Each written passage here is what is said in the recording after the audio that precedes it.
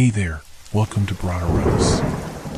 Tonight, we've got hours of chilling horror stories combined with soothing rain sounds to help you relax and sleep. Before you drift off, leave a comment below and let us know where you're listening from and what time it is. And don't forget to hit that like button and subscribe right away. If you end up not enjoying it, you can always take it back later. Get cozy and let the fear take over. It started as a fleeting thought. Was someone watching me? The question crept into my mind late one night as I sat at my desk, staring at the faint reflection of my room in the window. My apartment on the 5th floor felt like a sanctuary, safe, distant from the chaos of the streets below. Yet, for the first time, that safety felt fragile. The clock ticked softly, its sound amplified by the stillness of the night. The light from my desk lamp cast a warm circle on the surface of my desk, but beyond that, shadows claimed the rest of the room. I tried to focus on the book in front of me, but something wasn't right.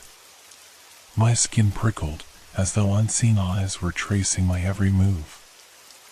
I glanced at the window. The city lights glittered in the distance, but the glass seemed darker than usual, as if something was absorbing the light instead of reflecting it. My breath hitched when I thought I saw movement, a flicker of a shadow, subtle and quick, like a whisper in the wind. I shook my head, trying to dismiss it. Just tired, I muttered to myself, forcing a laugh. But the laughter sounded hollow, even to me. The air felt heavier. I told myself to focus, to stop imagining things. Yet, the feeling didn't go away. I turned to look directly at the window, peering into the darkness outside. The street below was empty, and the building across from me was silent, its windows darkened. No one was there. I was sure of it. And then, it happened again. A shadow, darker than the night itself, glided across the edge of the glass. My heart pounded. I stood, my chair scraping loudly against the floor. "Who's there?" I called out, my voice cracking. No response. Just silence. The kind that pressed against your ears, making your thoughts too loud. I approached the window slowly, each step feeling like a challenge.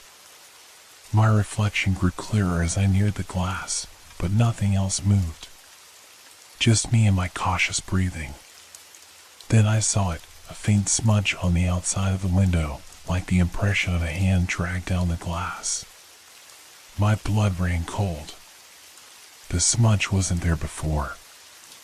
I would have noticed. I leaned closer, trying to convince myself it was just dirt or condensation, but the shape was unmistakable.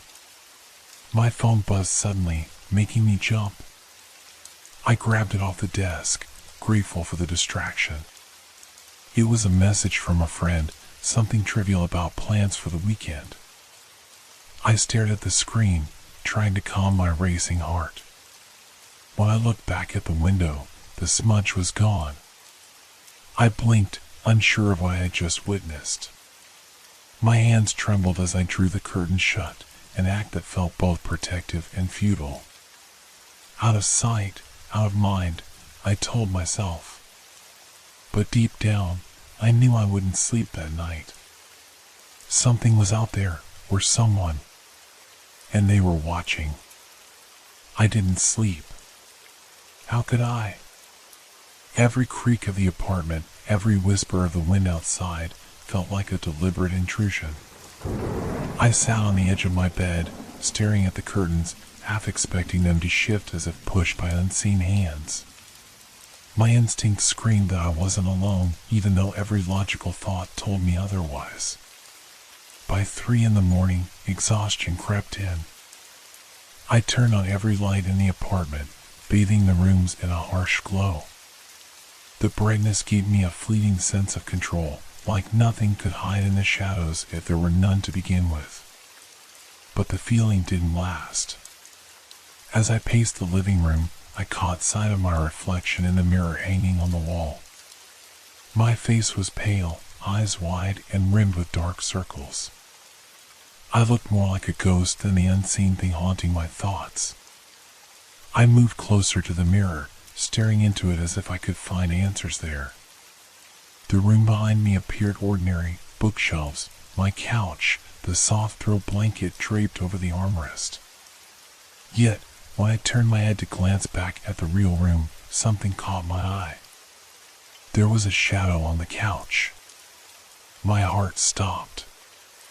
I hadn't noticed it before, and it wasn't my shadow. It was too large, too still. I froze, my breath hitching in my throat. The air around me seemed to thin, the light from the lamp suddenly feeling dimmer. I looked back at the mirror, hoping it was just a trick of the light, but the shadow was there too. A faint noise broke the silence, a low, guttural sound like the creak of a door opening slowly. Only, there was no door opening. The noise was coming from the shadow. I wanted to run, to grab my phone and call someone, anyone, but my feet felt rooted to the floor. My gaze stayed locked on the couch. Then, it moved. It was subtle, like a ripple passing through the dark shape. The edges of the shadow shimmered, and for a moment, I thought I saw the outline of something, no, someone, within it. A figure, featureless but humanoid, sitting as if it belonged there. My chest tightened, panic clawing at me as I fought the urge to scream. "Who are you?" I managed to whisper, though my voice barely rose above a breath. The shadow didn't answer. It didn't need to. It leaned forward, the darkness stretching toward me like tendrils. That was enough to break my paralysis. I stumbled back, nearly tripping over the coffee table, and grabbed the nearest object, a heavy book. My hands trembled as I held it up like a shield. "Stay back," I shouted, though the words felt powerless in the face of whatever this was. The shadow froze, as if mocking my feeble defense. And then, just like that, it was gone. The couch was empty, the noise silenced. It left behind nothing but an oppressive stillness. I sank to the floor, clutching the book as if it could somehow keep me safe. My mind raced, trying to make sense of what I'd just witnessed. Was it real? A hallucination? I didn't know. But I couldn't deny what I felt, the suffocating fear, the certainty that I was no longer alone. I didn't sleep that night either. By the time dawn broke, weak sunlight slipping through the curtains, I was still on the floor, staring at the empty couch. Whatever was happening, it wasn't over. The morning brought little relief. The soft light of dawn only served to highlight how empty my apartment felt, how eerily quiet it had become. No chirping birds, no distant hum of traffic, just a stillness that gnawed at my nerves. I told myself it was over, that whatever I had seen, imagined, or experienced had been a product of exhaustion. But the unease wouldn't let go. I busied myself to keep the fear at bay.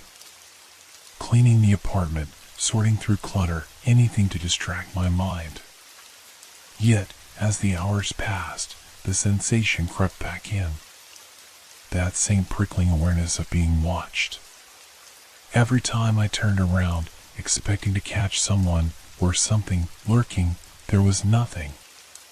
It wasn't until midday, when sunlight bathed the room, that I noticed it again.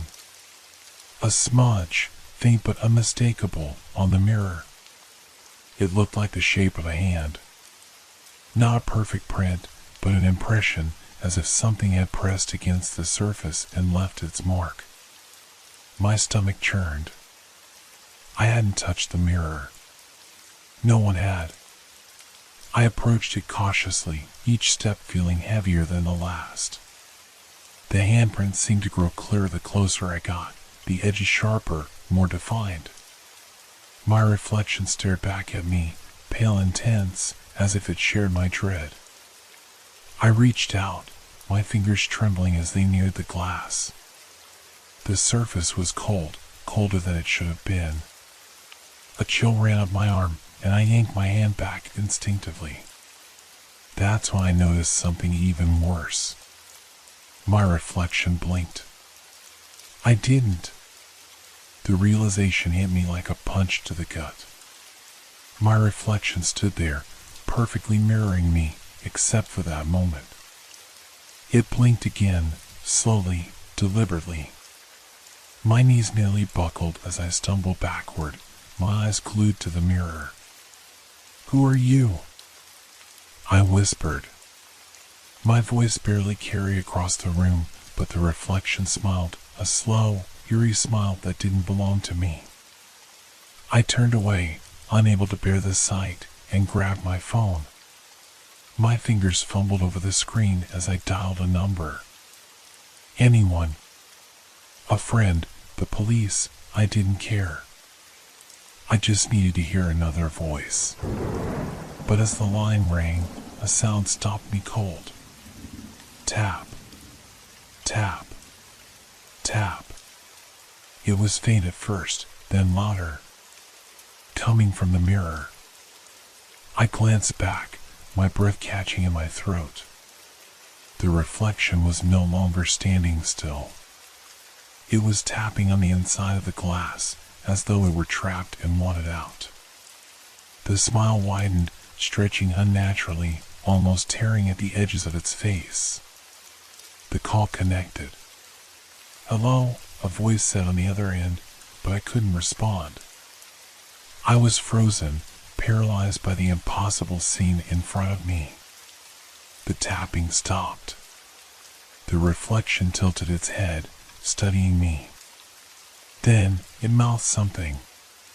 3 words, silent but clear. "Let me in." My phone slipped from my hand, clattering to the floor. The voice on the other end was shouting my name, but it sounded distant, drowned out by the pounding of my heart. I stumbled back toward the couch, the same couch where I'd seen the shadow the night before. The air grew heavier, the light dimming as if the day itself were retreating. And then, in the corner of the room, I saw it, a shadow, darker than ever, unfurling like smoke. It moved toward me, slow and deliberate, as though savoring the fear radiating from me. I wanted to scream, to run, but there was nowhere to go. The mirror, the shadow, the oppressive silence, they had me cornered. And I realized, with a sinking certainty, that this wasn't my home anymore. It was theirs.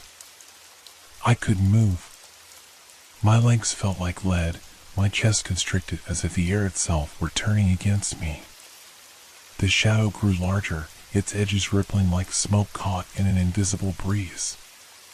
Yet, it wasn't smoke, it was solid, a presence that defied reason. The room around me seemed to fade, the walls pulling back into a haze of gray. The shadow consumed the space, not just in form but in essence. The light from my lamps flickered and died, leaving only a dim, unnatural glow emanating from the mirror. My reflection was still there, its twisted smile fixed on me, its lips moving as though it were whispering a secret I couldn't hear. "Stay away," I croaked, the words barely audible over the oppressive silence. My voice felt small, insignificant. The shadow didn't stop. It crept closer, dragging the darkness with it. The shape wasn't entirely humanoid anymore, its limbs stretched and twisted in impossible ways, shifting between solidity and vapor. I backed up until I felt the cold glass of the window against my shoulders. Trapped. "Why are you here?" I shouted, my voice cracking. The shadow paused, as if considering my question. Then it spoke. Not with words, but with a sound, a low, guttural vibration that seemed to resonate directly in my chest.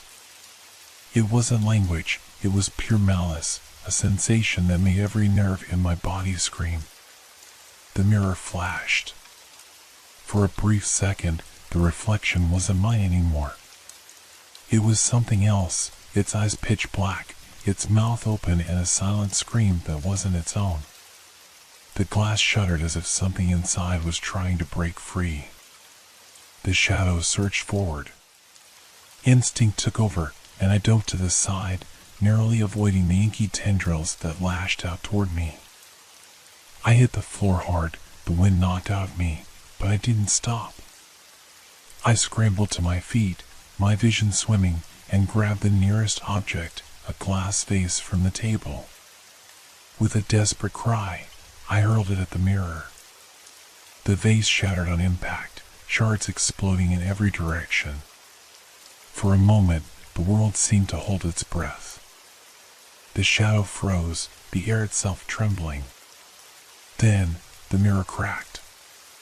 A web of fractures spread across its surface, distorting the reflection into a kaleidoscope of terror. The shadow recoiled, its form flickering like a dying flame. The guttural sound turned into a shriek, high-pitched and piercing, as if the thing were being torn apart. I covered my ears, the sound unbearable, and watched as the shadow collapsed inward, sucked back into the mirror like water spiraling down a drain. And then, silence. The room was still. The light returned, weak and flickering but steady enough to reveal the wreckage around me. Shards of glass littered the floor, reflecting the fractured light like tiny stars. The mirror was broken, its surface now nothing more than a jagged void. I sank to my knees, trembling. My breathing was ragged, my heart hammering against my ribs. It was over. It had to be over. But as I stared at the shattered mirror, I noticed something that made my blood run cold. Among the shards, one piece reflected something that shouldn't have been there, a shadow, faint but unmistakable, still lingering in the corner of the room. It hadn't gone. Not entirely. I grabbed my phone, ignoring the blood dripping from a cut on my hand, and called the only person I could think of. "Please," I whispered when they picked up, my voice shaking. "I need help. Something's in my apartment." "Who is this?" a voice replied. It wasn't the person I had called. It was the voice from the mirror. The phone fell from my hand, clattering to the floor, but the voice didn't stop. It continued, low and chilling, as though speaking directly into my mind. "You let me in," it said, its tone both mocking and triumphant. I stumbled backward, pressing myself against the wall, desperate to put distance between myself and whatever this was. My eyes darted around the room, searching for the source of the voice. But there was nothing, no shadow, no reflection, only the remnants of the shattered mirror and the empty space it left behind. "Leave me alone," I shouted, my voice hoarse. The silence that followed was suffocating. Then, the room shifted. The walls seemed to ripple, the light flickering as if the apartment itself were coming alive. Shadows crawled across the floor, converging into the corners, darkening the space until it felt as though I were standing in a void. And then I saw it. The reflection. Not in the mirror, it was gone. But in every shard of glass scattered across the floor, my reflection stared back at me, fractured and distorted, each piece showing a different version of myself. Some of them were motionless, terrified like I was. Others were smiling. One by one, the reflections began to move. Not in sync with me, but on their own, twisting and contorting in ways my body couldn't. Their mouths moved silently, some grinning, some screaming, their eyes locked on me. I couldn't breathe. My chest heaved as I tried to make sense of the impossible. The largest shard caught my attention, a piece still clinging to the frame of the mirror. In its jagged surface, My reflection leaned forward, its expression calm and almost pitying. "You should have looked away," it said. The room collapsed around me. It wasn't a physical collapse. There were no walls crumbling or floors giving way. Instead, the space seemed to fold in on itself, the shadows swallowing everything, leaving me suspended in an endless black void. The shards of glass floated around me, each one glowing faintly, reflecting fragments of my life, memories, fears, moments I thought I'd forgotten. And then I was no longer alone. The shadow was back, no longer confined to a corner or reflection. It loomed before me, towering and all-encompassing, its form now solid and monstrous. Tendrils of darkness extended from its body, reaching out as though to embrace me.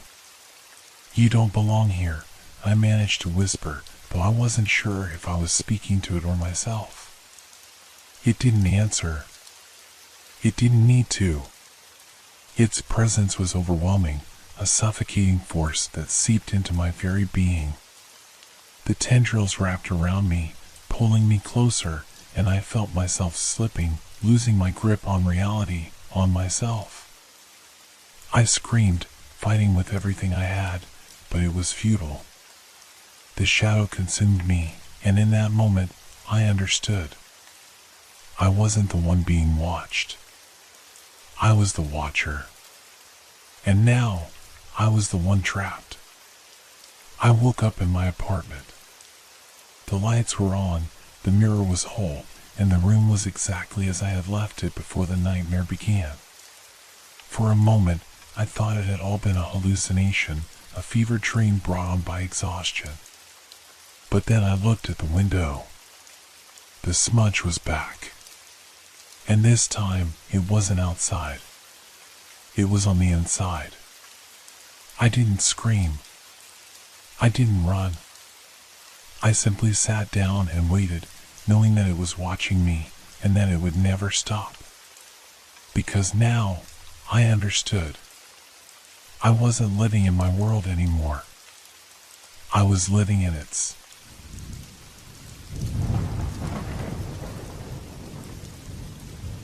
Have you ever walked along a beach and felt like the world was holding its breath? That was how it felt that evening. The sky, a muted orange, bled into the sea, and the wind carried the scent of salt and something faintly metallic. The beach stretched endlessly in both directions, a ribbon of pale sand meeting the dark waves. I wasn't sure why I had come here. Maybe to clear my mind, maybe to escape the noise of the world. But as I walked, something began to gnaw at my thoughts. The footprints. They weren't mine. At least, not all of them. At first, I thought it was just the usual, the remnants of other beachgoers. But as I followed the winding trail of impressions, I noticed something peculiar. All of them, every single pair, led in the same direction, toward a large, withered rock jutting out of the sand like the spine of a long-dead creature. I stopped and turned to glance behind me, curious to see my own trail. My chest tightened. There were no footprints. I had walked at least half a mile from where I started, yet the sand behind me was smooth and unbroken, as if I'd been floating instead of walking. I looked down at my feet, half expecting to find them gone. They were still there, buried slightly in the cool grains of sand. I took a deliberate step forward, then another, glancing back with each move. The sand remained pristine, untouched. A chill crept up my spine. "It's just the wind," I muttered aloud, trying to anchor myself in logic. "The breeze is erasing them." But the other footprints, the ones leading to the rock, remained perfectly intact, sharp-edged as if freshly made. I should have turned back then. Every instinct in my body told me to go home, to leave this place behind. But curiosity, or perhaps something stronger, urged me onward. The closer I got to the rock, the stranger the beach felt. The waves, once a rhythmic crash and retreat, became softer, almost muffled. The sky darkened unnaturally fast, the orange hues fading into an oppressive gray. And then there was the sound. It wasn't loud, more like a faint hum at the edge of perception. A single, low note that seemed to come from everywhere and nowhere. With each step, it grew more pronounced, resonating in my chest like the pluck of a deep string. The footprints led me directly to the base of the rock. Up close, it was even larger than I'd imagined, its surface pockmarked and slick with moss. I stood there, staring at the jagged edges that seemed to claw at the darkening sky. There was no one else around. No sign of where the prints ended, no indication of who or what had made them. I reached out, my fingers brushing the cold, damp surface of the rock. For a moment, the humming stopped. The silence was so abrupt it was almost deafening. And then I noticed it. My reflection. Not in the rock, it wasn't glossy enough to reflect anything. It was in the sand below me, a faint, distorted image of myself staring back. But there was something wrong with it. The reflection didn't match my movements. When I tilted my head, it remained still. When I stepped back, it leaned forward. I froze, my breath catching in my throat. The reflection smiled. I didn't. Before I could react, a sharp wind whipped across the beach, stinging my face and scattering grains of sand into the air. I stumbled, shielding my eyes, and when I looked down again, the reflection was gone. But the footprints, they were no longer leading to the rock. They were leading away. Toward me. I staggered back, my chest tightening with each uneven breath. The once distant hum returned, deeper and closer, vibrating in my bones. The footprints, those impossibly sharp impressions in the sand, moved toward me as if something unseen walked their path. I scanned the empty beach, searching for any sign of another person. There was no one. Only the waves, now eerily silent, and the gray sky pressing down like a suffocating shroud. I wanted to run. Every muscle in my body screamed to turn and bolt down the shoreline, to leave the rock and the strange footprints behind. But my legs wouldn't listen. It was as though the sand itself held me in place, a cold weight gripping my ankles. The first step appeared, fresh and deliberate, a footprint forming just a few feet away. And then another. My heart raced as they continued toward me, slow and methodical. I stumbled back, desperate to create space, but the sand behind me gave way. My feet sank as though the ground had turned liquid. I fell to my knees, hands digging into the grains as I tried to push myself upright. But the footprints didn't stop. "Who's there?" My voice cracked, barely louder than a whisper. No reply came, just the steady approach of steps that weren't mine. I forced myself to stand, shaking the sand from my hands. The rock loomed behind me, its surface dark and unyielding. With nowhere else to go, I pressed my back against it, its cold surface biting through my clothes.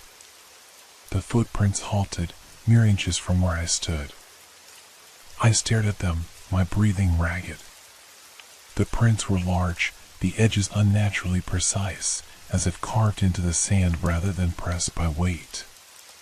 "Show yourself," I shouted, my voice carrying over the empty expanse. The hum deepened, the air thickening around me. And then, slowly, something began to rise. It wasn't a person, not exactly. The sand shifted, grains falling away as a figure took form. A shape emerged, human in outline but wrong in every other way. Its edges were blurred, its surface shimmering like heat waves on asphalt. It didn't have a face, yet I felt its gaze. It wasn't watching me. It was studying me. "Why are you following me?" I demanded, but my voice lacked the strength I wished it had. The figure tilted its head, a motion so deliberate it sent a shiver through me. It raised an arm, its hand, or what resembled one, pointing toward the ground. I followed its gesture and froze. The footprints, my own footprints, were reappearing behind me. Step by step, they formed in reverse, leading back the way I had come. But these prints were different. They weren't shallow impressions of a casual walk. They were deep, jagged, as if I had been dragging my feet, clawing at the sand with every step. "No," I whispered, shaking my head. "That's not possible." "I didn't." The figure stepped closer, its movements fluid and soundless. Panic overtook me. I pushed off the rock, stumbling forward, desperate to escape. The figure didn't follow, but its presence lingered, a pressure at the back of my mind. I ran. The beach stretched endlessly ahead, the horizon blending into the sky. I didn't dare look back, didn't want to see if the figure or its footprints followed. But the sand beneath me shifted unnaturally, each step feeling heavier, harder, as though I were sinking with every stride. When I finally stopped, gasping for air, I realized I had returned to where I started. The large rock loomed before me, its shadow stretching long across the sand. And there, at its base, was another set of footprints. These weren't mine. They led directly into the sea. The waves, still and glassy, reflected the gray sky above. But as I stared, the surface rippled. A face appeared, my face. It smiled. And then it sank beneath the water, leaving only the shifting sands behind. My breath caught in my throat as the water stilled, leaving no trace of the face I'd seen, my face. I wanted to convince myself it was just a trick of the light or my overworked imagination. But deep down, I knew better. The footprints leading into the sea were unmistakable, perfectly aligned, as if someone or something had walked straight into the water without hesitation. And then I saw it. A single ripple spread across the surface, small but deliberate. It wasn't random, it was a beckoning. "No," I whispered, shaking my head. My feet felt rooted in place, unwilling to obey the primal urge to flee. Instead, I found myself stepping forward, drawn to the shoreline. The closer I got, the heavier the air became, thick with salt and an underlying metallic tang that scratched at my throat.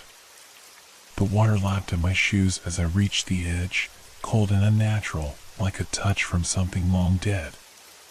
My reflection stared back at me in the shallow surf, distorted by the gentle waves. Except, it wasn't my reflection. The image moved independently, its expression one of calm detachment. It tilted its head, studying me with an almost clinical curiosity. Then, slowly, it raised a hand and pointed toward the horizon. I followed its gesture, my gaze drawn to the faint outline of something far out at sea. It was too distant to make out clearly, but it shimmered against the dim light, a jagged silhouette rising from the water. "You want me to go there?" I said aloud, though I wasn't sure if I was speaking to the reflection or myself. The reflection nodded. The hum returned, vibrating through the sand and water, growing louder with each passing second. It wasn't just a sound anymore, it was a presence, pressing down on me, pulling me forward. I stepped into the water. The cold was shocking, numbing my feet almost instantly. But I couldn't stop. My legs moved on their own, each step dragging me deeper, the water rising past my knees, my waist, my chest. "Stop!" I shouted, though I wasn't sure who I was pleading with, whatever force was guiding me, or myself for not resisting harder. The water pulled at me, each wave tugging me closer to the dark silhouette. The shore disappeared behind me, swallowed by the endless gray expanse. I looked down. My reflection was still there, even in the deeper water. It floated just beneath the surface, its features clearer than before. It was smiling. And then it spoke. The words didn't reach my ears.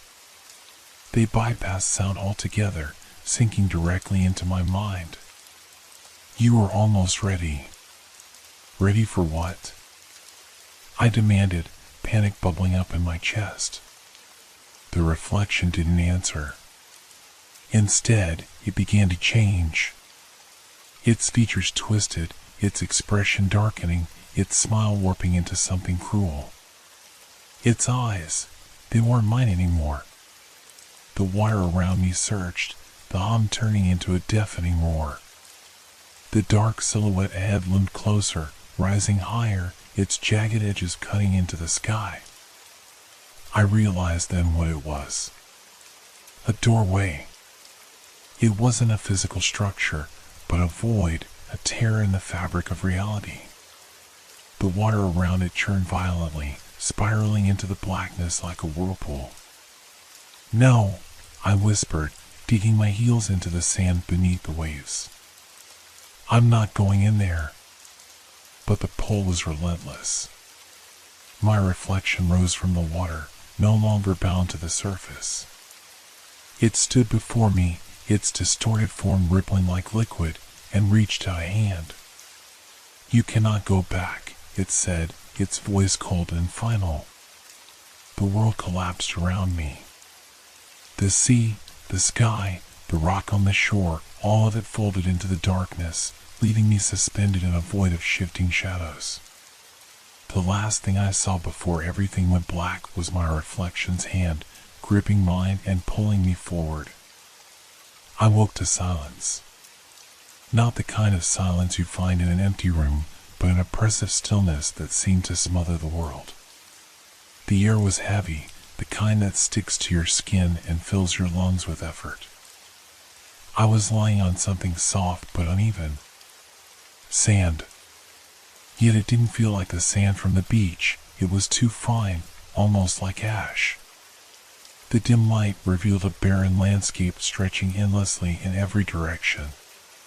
The sea and the sky were gone, replaced by a horizon that blurred into itself, an endless void of gray and black. And then I saw them. Footprints. Not just a single trail, but hundreds, crisscrossing the ground like a chaotic web. They were everywhere, overlapping and leading to nowhere.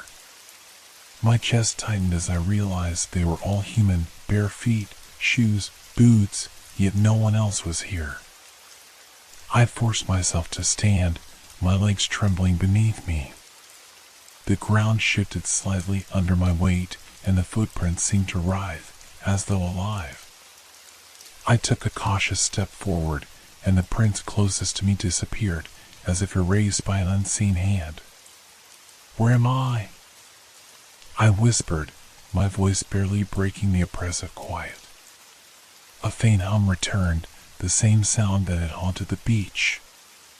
But here it was different, layered, almost melodic, as though countless voices whispered just out of earshot.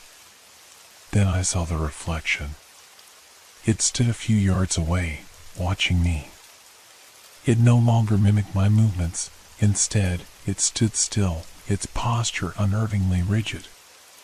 Its eyes were empty pits, and its mouth, twisted into a cruel smile, seemed too wide, as though stretched beyond what was natural. Why did you bring me here? I asked, my voice trembling. The reflection tilted its head, the gesture eerily familiar. It raised a hand and pointed behind me. I turned slowly, my breath catching as I saw what lay ahead. The doorway. It was the same jagged silhouette I'd seen in the water, but now it was clearer, more defined. It loomed above me, impossibly large, its edges shimmering like heat waves. Inside, there was nothing, just an infinite void of darkness that seemed to pulse like a heartbeat. "You wanted this," the reflection said, its voice a hollow echo. "I didn't," I protested, backing away from the doorway. "I don't even know what this is." "You chose to follow," it replied, stepping closer. "You ignored the warnings. You let curiosity lead you." My mind raced, searching for a way out, a way to escape this surreal nightmare. But there was nowhere to go. The endless expanse of gray ash stretched in all directions, and the doorway loomed larger with every passing second. "What happens if I go through?" I asked, my voice barely above a whisper. The reflection didn't answer. Instead, it stepped closer, its foam rippling like water disturbed by a pebble. It reached out, its hand hovering inches from my chest. Before I could move, it pressed its palm against me. The world around me exploded into chaos. I saw flashes of light and shadow, glimpses of places I didn't recognize. A forest shrouded in mist, a city bathed in perpetual twilight, a cavern filled with glowing blue crystals. Each vision lasted only a moment, yet they left me breathless, disoriented. And then I saw myself. Dozens of versions of me, each one slightly different. In some, I was older, in others, younger. In one, I wore a suit, in another, I was dressed in rags. They all stared at me with the same expression, fear. "You are fractured," the reflection said, its voice now echoing from every direction. "Each step you take tears you further from yourself." I didn't ask for this. I shouted, clutching my head as the visions overwhelmed me. "But you are here," it replied, its tone devoid of pity. "And there is only one path forward." The hum grew louder, resonating through my body until I thought it would tear me apart. The doorway pulsed, its dark void beckoning. "Step through," the reflection commanded. "Or remain here, lost to the sands of nothingness." My legs felt like lead, but I forced myself to move. The doorway loomed before me, its edges crackling with an unseen energy. I looked back one last time. The reflection stood motionless, its smile gone. Its eyes, empty and dark, seemed to bore into my soul. And then I stepped into the void. I was falling. It wasn't the sudden drop I had expected, no rush of air, no sense of weightlessness. It was as if I were sinking slowly into an abyss, the world around me stretching and warping, folding into itself like crumpled paper. There was no ground beneath me, no sky above. Only a swirling darkness, alive with whispers that seemed to claw at my mind. I reached out, but my hands passed through the void, unable to touch anything solid. The hum, deep and endless, thrummed through the air, vibrating against my bones. I felt it in every inch of my body, a pull, a force that dragged me deeper, further from whatever I had once known. And then, as if breaking through the very fabric of this distorted world, a single sound pierced the void. A step. The sharp, unmistakable sound of a foot landing on solid ground. I froze. The noise echoed in the emptiness, a stark contrast to the suffocating silence that had filled the space before. And then, another step. I wasn't alone. I looked around, panic creeping into my chest. But there was nothing. No one. Just the endless void stretching on, and the faint hum that seemed to pulse with the rhythm of my heart. Another step. Closer. It wasn't coming from in front of me, it was coming from behind. Slowly, deliberately. The sound grew louder, each footfall cutting through the darkness like a blade. I spun around, my breath catching in my throat. There, standing in the distance, was a figure. It was hard to make out, shrouded in the same swirling shadows that filled this place. But it was there, moving toward me with purpose. Each step was deliberate, as if it knew exactly where I was. I couldn't move. My body felt frozen, every instinct screaming at me to run, to escape, but my legs wouldn't obey. The figure was coming closer, its presence undeniable. Then it spoke.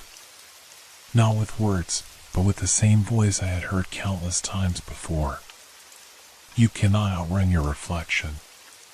The air grew colder, the figure's shape becoming clearer. It was me. Or rather, it looked like me, only distorted, warped in a way that made my stomach turn. Its eyes were empty, as they had been before, and its smile was wide, unnatural. You can't escape yourself, it whispered, its voice a distorted version of my own.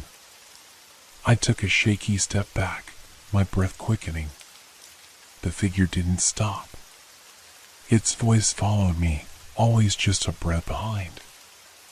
You've always been here. My pulse thundered in my ears as I stumbled, trying to make sense of everything. How had I gotten here? Why couldn't I escape? The figure's steps were like an inevitable countdown, each one closer than the last. And then I realized. This wasn't just a place I had been brought to. This was me. This was my mind, my reality, unraveling.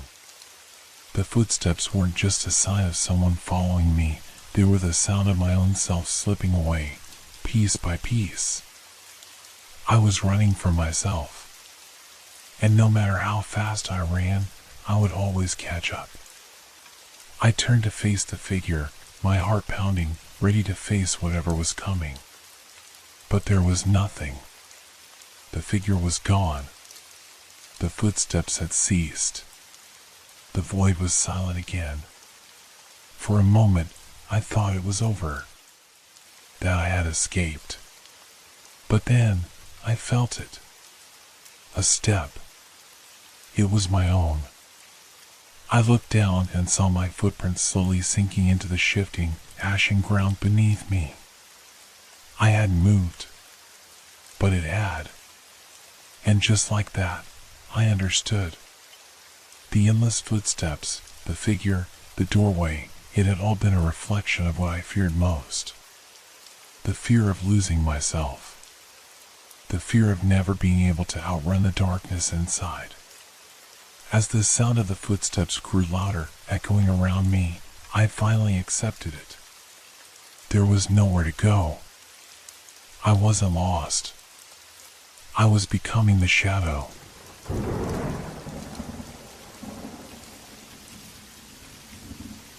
Have you ever wondered what it feels like to step into a place that doesn't want you there? A place that feels alive, watching, waiting, anticipating your every move? That's what happened to us. A group of friends searching for something thrilling, something out of the ordinary. We found it in the form of an old castle, half forgotten by time and half swallowed by the forest that surrounded it. There were rumors, of course, ghost stories, strange disappearances, whispers of things that go bump in the night. But we weren't scared. We thought we were prepared. We were wrong. The first thing that struck me as we approached the castle was its size.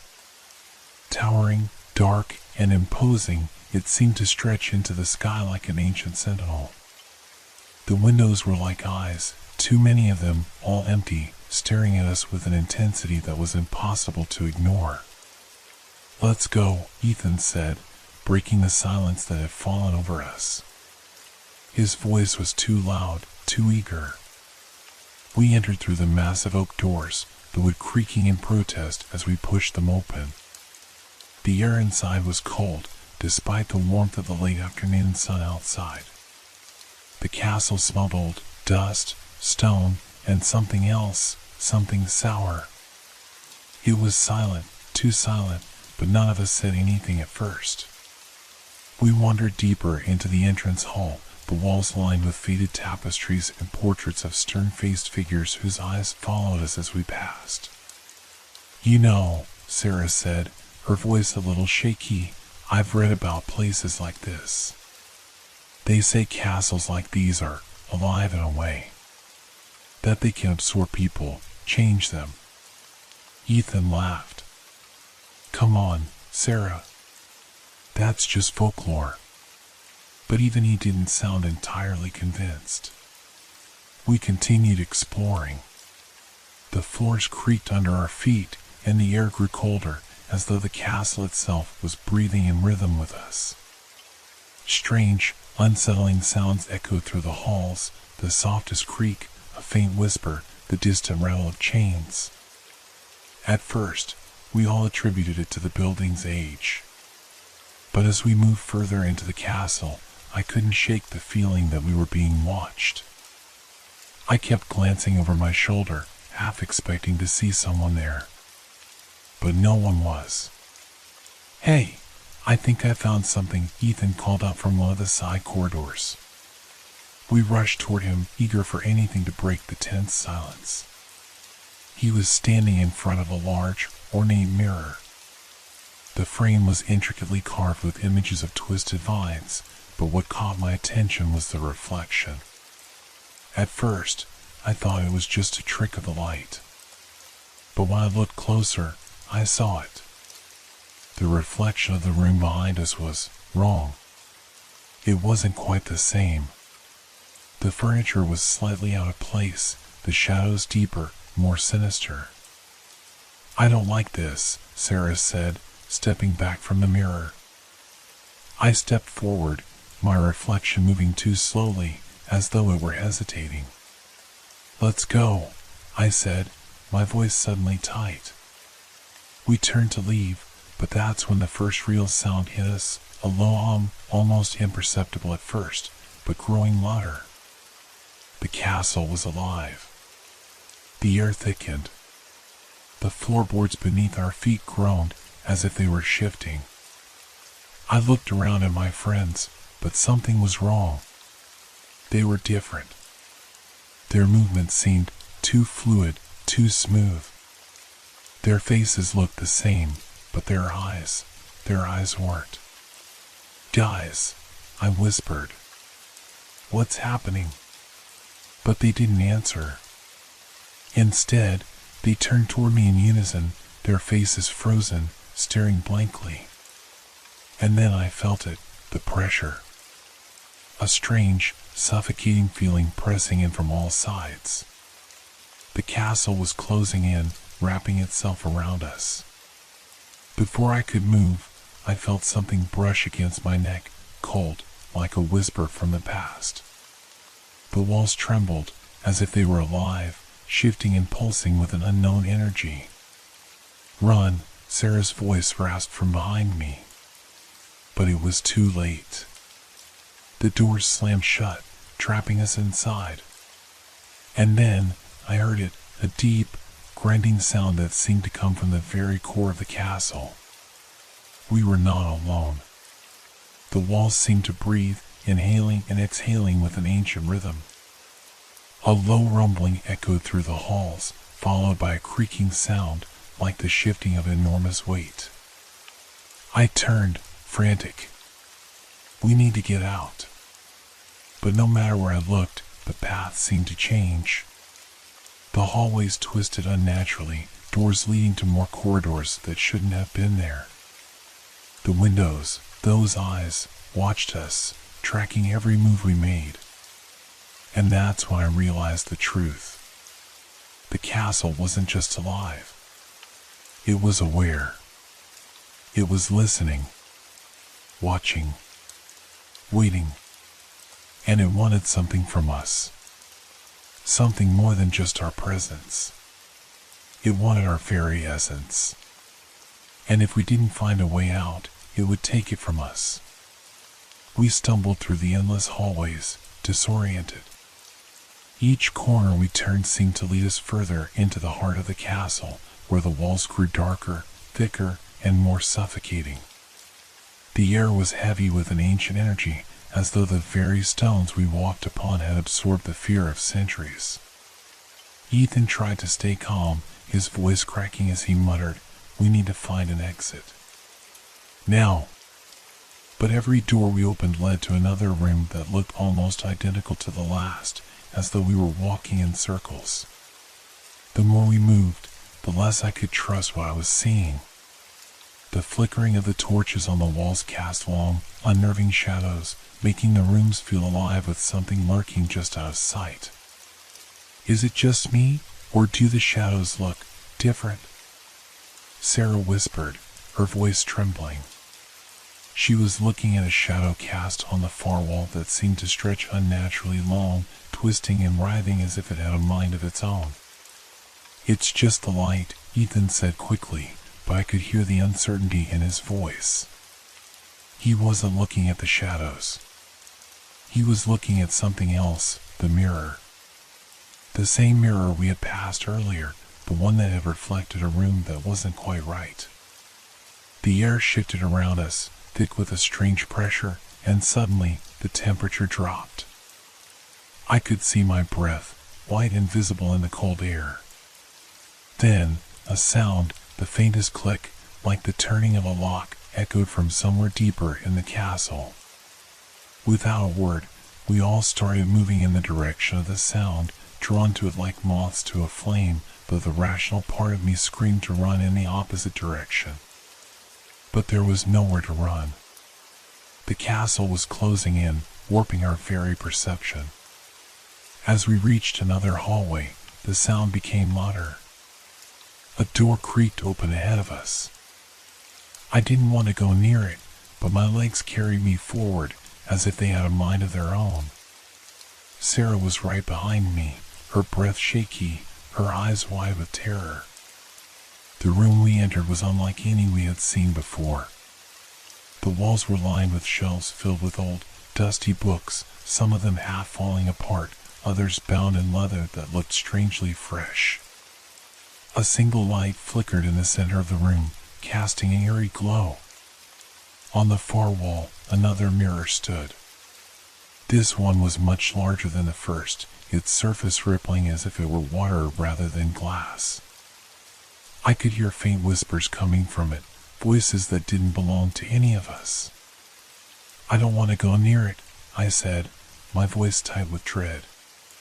But Ethan was already walking toward it, his movements slow, deliberate, almost hypnotic. "I think it's showing us something," he muttered, his hand reaching for the surface of the mirror. "No, Ethan!" Sarah cried, but it was too late. The moment his fingers brushed the glass, the air around us shifted violently. The ground trembled as the mirror rippled, and the whispers turned into a cacophony of voices, all speaking at once, overlapping and twisting in an unintelligible frenzy. Then it happened. The surface of the mirror bent inwards like a pool of water disturbed by a stone. Ethan was pulled into it, his body disappearing into the reflection as if he had been swallowed whole. I screamed, rushing forward to grab him, but my hand passed right through the glass, the chill of the mirror seeping into my skin. "Ethan!" I screamed, panic rising in my chest. There was no answer, only the sound of his name echoing back at me from the mirror, distorted, as if the castle itself was mocking me. And then, the mirror began to change. The surface, now swirling with dark shapes, seemed to liquefy further, pulling in the air around it. Sarah grabbed my arm, pulling me back, but I felt an unnatural force pushing against us. The walls groaned, and I could hear the castle breathing, its ancient walls creaking and shifting. I don't know what's happening," Sarah cried, her voice cracking with fear. But I knew. I had begun to understand. The castle wasn't just alive. It fed. It consumed the souls of those who dared to enter, devouring them slowly, piece by piece, until nothing remained but echoes of the past. Ethan was gone, absorbed into the mirror, his essence claimed by the castle. And it was hungry for more. I backed away from the mirror, heart pounding. The door we had entered through slammed shut with a deafening thud. The room was no longer just a room. It was part of the living, breathing organism that was the castle itself. I could hear the walls moving, pulsing, feeling their way toward us. "Where do we go?" Sarah gasped, her eyes wide with terror. "There's no way out," I whispered, the weight of the truth sinking in. "Not anymore." I had hoped we would be able to leave, to escape this nightmare, but I knew deep down that the castle had already claimed us. It was only a matter of time before we became part of it too. I didn't know how much time we had left, but one thing was certain: the more we fought, the more we resisted, the more the castle would want us. And it would never let go. The room felt smaller now, suffocating. The air was thick with a pressure I couldn't describe, as if every inch of space was closing in on us.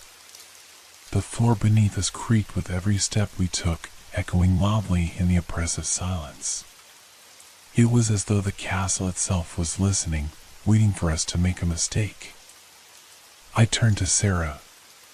Her face was pale, her eyes wide with disbelief. She was shaking, but I couldn't tell if it was from the cold or from fear. We had no idea where Ethan had gone, and the mirror was now still, too still. It wasn't reflecting anything anymore, only a dark, empty surface. "What do we do now?"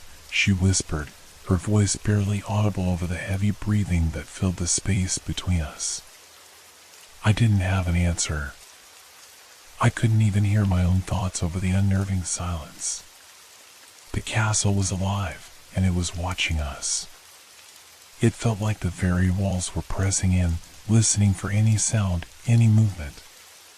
The longer we stayed here, the more we became part of its strange, ancient rhythm. I took a deep breath, trying to calm myself. "We need to get out," I said, my voice hoarse. "We need to find a way to." But the words died in my throat as I noticed something. The floor beneath us. It was shifting.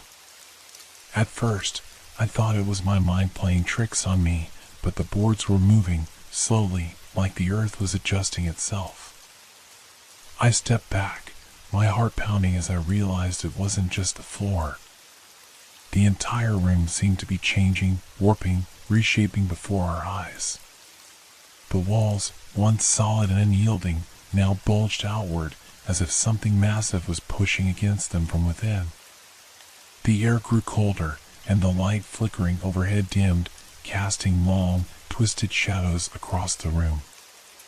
And then, just as suddenly as it began, the movement stopped. It was silent again, too silent. I turned to Sarah, my voice barely a whisper. "We need to find a way out, now." But as I spoke, I heard it, faint at first, like the soft scrape of fingernails on wood. A sound that made my blood run cold. I froze, straining to hear. It was coming from the walls. The sound of something moving, slithering, scratching at the stone. It was so subtle, I wondered if I was imagining it, but then it grew louder. The scratching turned into tapping, rhythmic and methodical. I could feel it in my bones, the sensation of something watching us, moving just beyond sight. I reached for Sarah's hand, gripping it tightly. She was trembling, her face pale, her eyes darting around the room. "What is that?" she asked, her voice barely a breath. "I don't know," I replied, my heart racing. "But we need to move." We turned, rushing toward the door we had entered through. But as I reached for the handle, the room seemed to change again. The door was gone. In its place was a solid wall of stone, smooth and unyielding. There was no sign of where it had been, as if the castle had simply swallowed it whole. "It's gone," I gasped, stepping back in horror. No! No! No! Sarah's voice cracked as she pounded her fists against the wall, her desperation echoing through the empty room. We can't stay here. We have to get out. But the room wasn't just empty anymore. It was alive with the sound of scraping, tapping, and the unsettling feeling that we weren't alone. There were things in the walls. Things that had always been there, waiting. Suddenly, there was a loud bang, as if something heavy had fallen to the floor. I spun around, my heart thundering in my chest. In the corner of the room, the mirror rippled again, this time with a loud, violent motion. I could see it, like a terrible reflection of something twisted and wrong, something that had been trapped inside for years. There was a figure, distorted and half-formed, pressing against the glass, its face twisted in agony. I stumbled backward, my breath catching in my throat. "Ethan," I whispered, my voice breaking. "Ethan, is that you?" But the figure didn't respond. Instead, it began to move. The glass of the mirror cracked and shattered, its pieces falling to the ground with a terrible, deafening noise. And in that instant, the figure stepped out of the mirror, a dark, shadowy form that seemed to blur and twist with every movement. It was no longer human. It was something else, something the castle had created, or perhaps something it had always been. And it was coming toward us. I turned, grabbing Sarah's arm. "Run," I choked out. "We need to run." But there was nowhere to go. No escape. The walls, the floor, the ceiling, they were all closing in. The castle was alive, and it was feeding on us. The figure grew closer, its eyes empty black sockets, its limbs contorting unnaturally as it crawled toward us, leaving behind a trail of dark, oily residue. I could hear its ragged breathing, a sound that wasn't human, a sound that seemed to echo from the very heart of the castle itself. And then, just as I thought I couldn't breathe anymore, the castle let out a horrible, low growl. The ground shook violently beneath us, and the walls seemed to close in, as though the castle itself was trying to crush us. The air turned suffocating, thick with the stench of decay and rot. I felt Sarah's grip loosen as the ground beneath us shifted, and before I could catch her, she was pulled into the darkness. "No!" I screamed, reaching for her, but the castle had already claimed her. Her scream echoed, fading into the distant shadows. I was alone now, the walls tightening around me, the figure closing in, and I knew with a sickening certainty that the castle would never let me leave. I stood there, frozen in the darkness, as the last echoes of Sarah's scream faded away. I couldn't breathe, couldn't think. The castle was alive, and it was hungry. The walls, the floors, the very air were all part of something vast and terrible that I had underestimated. I turned in a circle, frantic, my mind racing for any kind of escape. But all I saw was shadow, and all I could hear was the slow, rhythmic tapping from the walls, as if they were growing impatient. Every time I moved, the castle seemed to shift around me, the doorways disappearing, the hallways elongating and twisting. It was mocking me, toying with me. The figure, whatever it was, had vanished into the shadows, but I could still feel its presence, lingering in the corner of my mind like a nightmare I couldn't escape. I knew it was watching me, waiting for me to make a mistake. I stumbled backward, my hands reaching for the walls, trying to find some support. The stone was cold beneath my fingertips, slick with something that didn't feel right. It wasn't just dust and decay, it was like the very walls were sweating, alive with an energy I couldn't understand. I wanted to scream, but I couldn't. There was no air left in my lungs. The castle was pressing in on me, suffocating me with its dark, oppressive weight. Then, a voice. It wasn't Sarah's. It wasn't anyone I knew. It was a low, guttural whisper coming from the walls, or maybe from the very floor beneath my feet. It was so quiet that at first I thought I had imagined it, but then it spoke again. Join us. The voice was like the sound of an old friend, long lost, but twisted and distorted beyond recognition. I didn't know what it meant, but I could feel it pulling at me, tempting me to give in. The words seemed to seep into my mind, planting themselves there like seeds, growing into something darker. I shook my head, trying to clear it, but the more I fought against the pull, the stronger it became. The walls around me seemed to breathe, the floor beneath me shifting with every movement I made. I could feel the castle, like a living thing, wrapping itself around me, taking hold. Join us. The voice whispered again, louder this time. It was coming from everywhere, behind me, beneath me, above me. The very air was saturated with it. I had to fight it. I had to survive. But the figure in the shadows had returned. I caught a glimpse of it in the corner of my eye, its distorted shape crawling on the walls, its limbs twisting in unnatural ways. It was closer now, its movements jerky, like it was being pulled by some unseen force.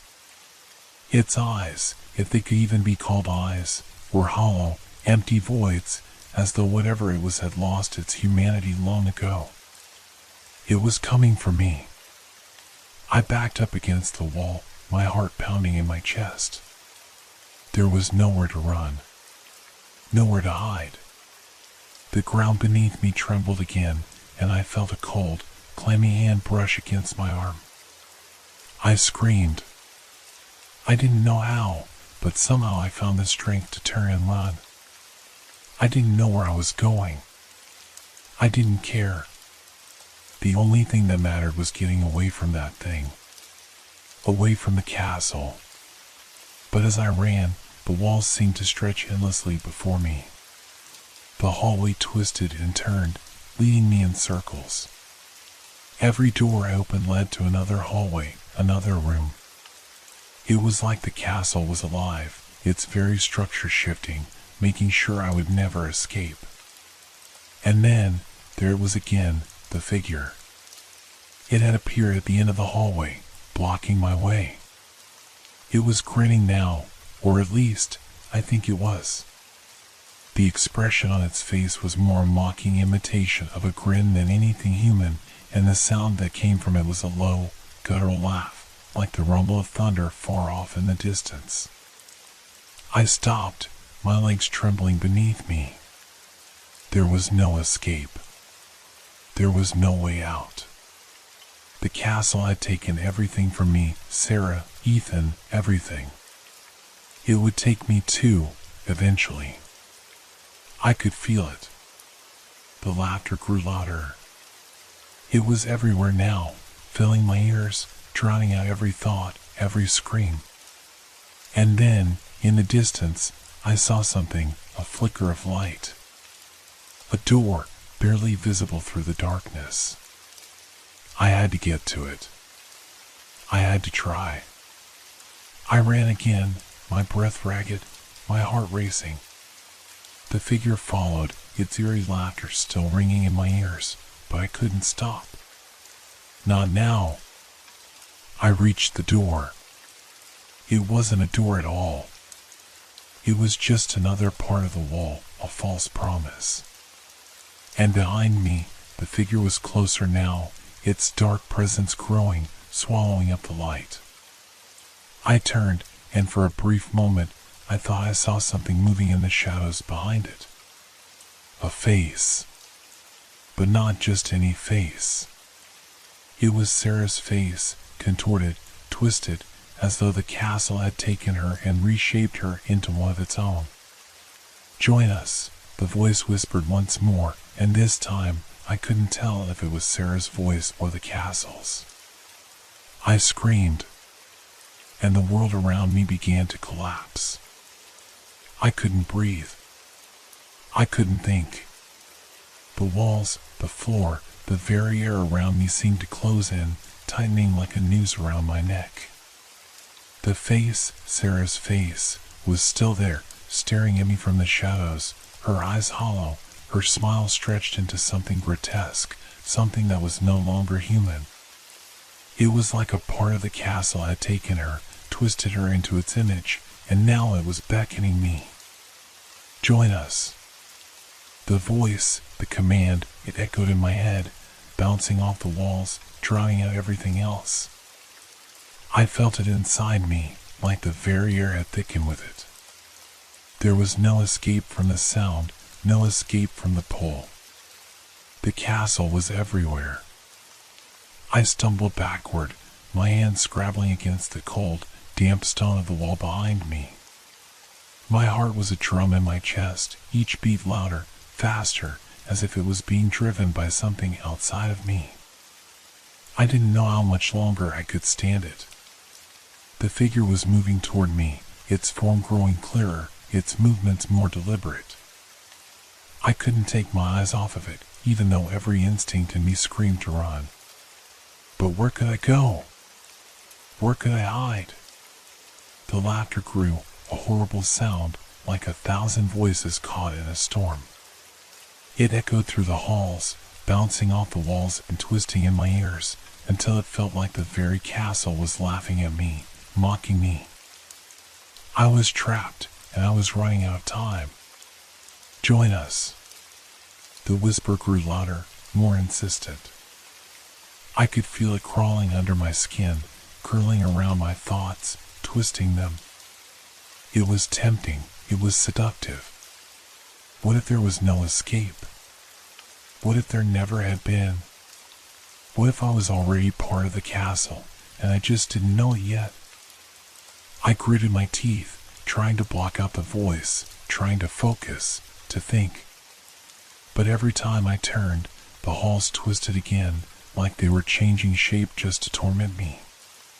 The walls stretched, expanded, folding in on themselves as if the castle was alive and breathing. There was nowhere to go. The figure was closer now, too close. Its shape was clearer, a twisted mockery of a human, with limbs too long and movements too fluid. It was like it wasn't fully there, like its body was constantly shifting, pulling apart, but then snapping back together in strange, unnatural ways. And then I realized it wasn't just a figure. It was a part of the castle.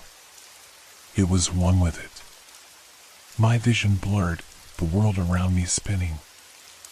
I reached out, grabbing hold of the wall, but the stone was slick beneath my touch, like it was alive, writhing under my fingers. The floor shifted beneath my feet, pulling me into its grasp. The laughter was unbearable now. I couldn't take it. I couldn't stay in this nightmare any longer. I turned, desperate, and ran.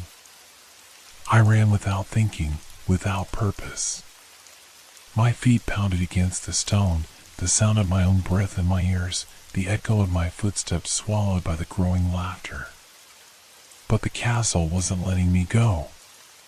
Every time I turned a corner, every time I ran through a door, I was met with more endless corridors. The walls seemed to close in on me, the shadows stretching longer, reaching for me like the claws of some unseen predator. I ran faster. I couldn't stop now. There had to be a way out. There had to be a way to survive. And then I saw it. At the end of the corridor, just past the next turn, there was a flicker of light. A real light, not the sickly glow that had been haunting me. It was bright, like daylight, warm, comforting, real. I didn't think. I didn't hesitate. I ran toward it with every ounce of energy I had left. As I approached, the figure appeared again, standing in the doorway, blocking my path. But this time, it was different. It wasn't alone. Around it, There were more figures, more faces, distorted and twisted. I recognized some of them. Ethan, Sarah, others I couldn't place. They were all there, watching me, their eyes empty, their mouths frozen in that same twisted smile. The castle had taken them. The castle had become them. Join us. The voice was no longer just a whisper. It was a roar, a scream echoing in every part of me. I could feel it inside, like the castle was clawing its way into my soul. I turned to run again, but the hallway stretched out, impossibly long, the light from the doorway growing dimmer with every step I took.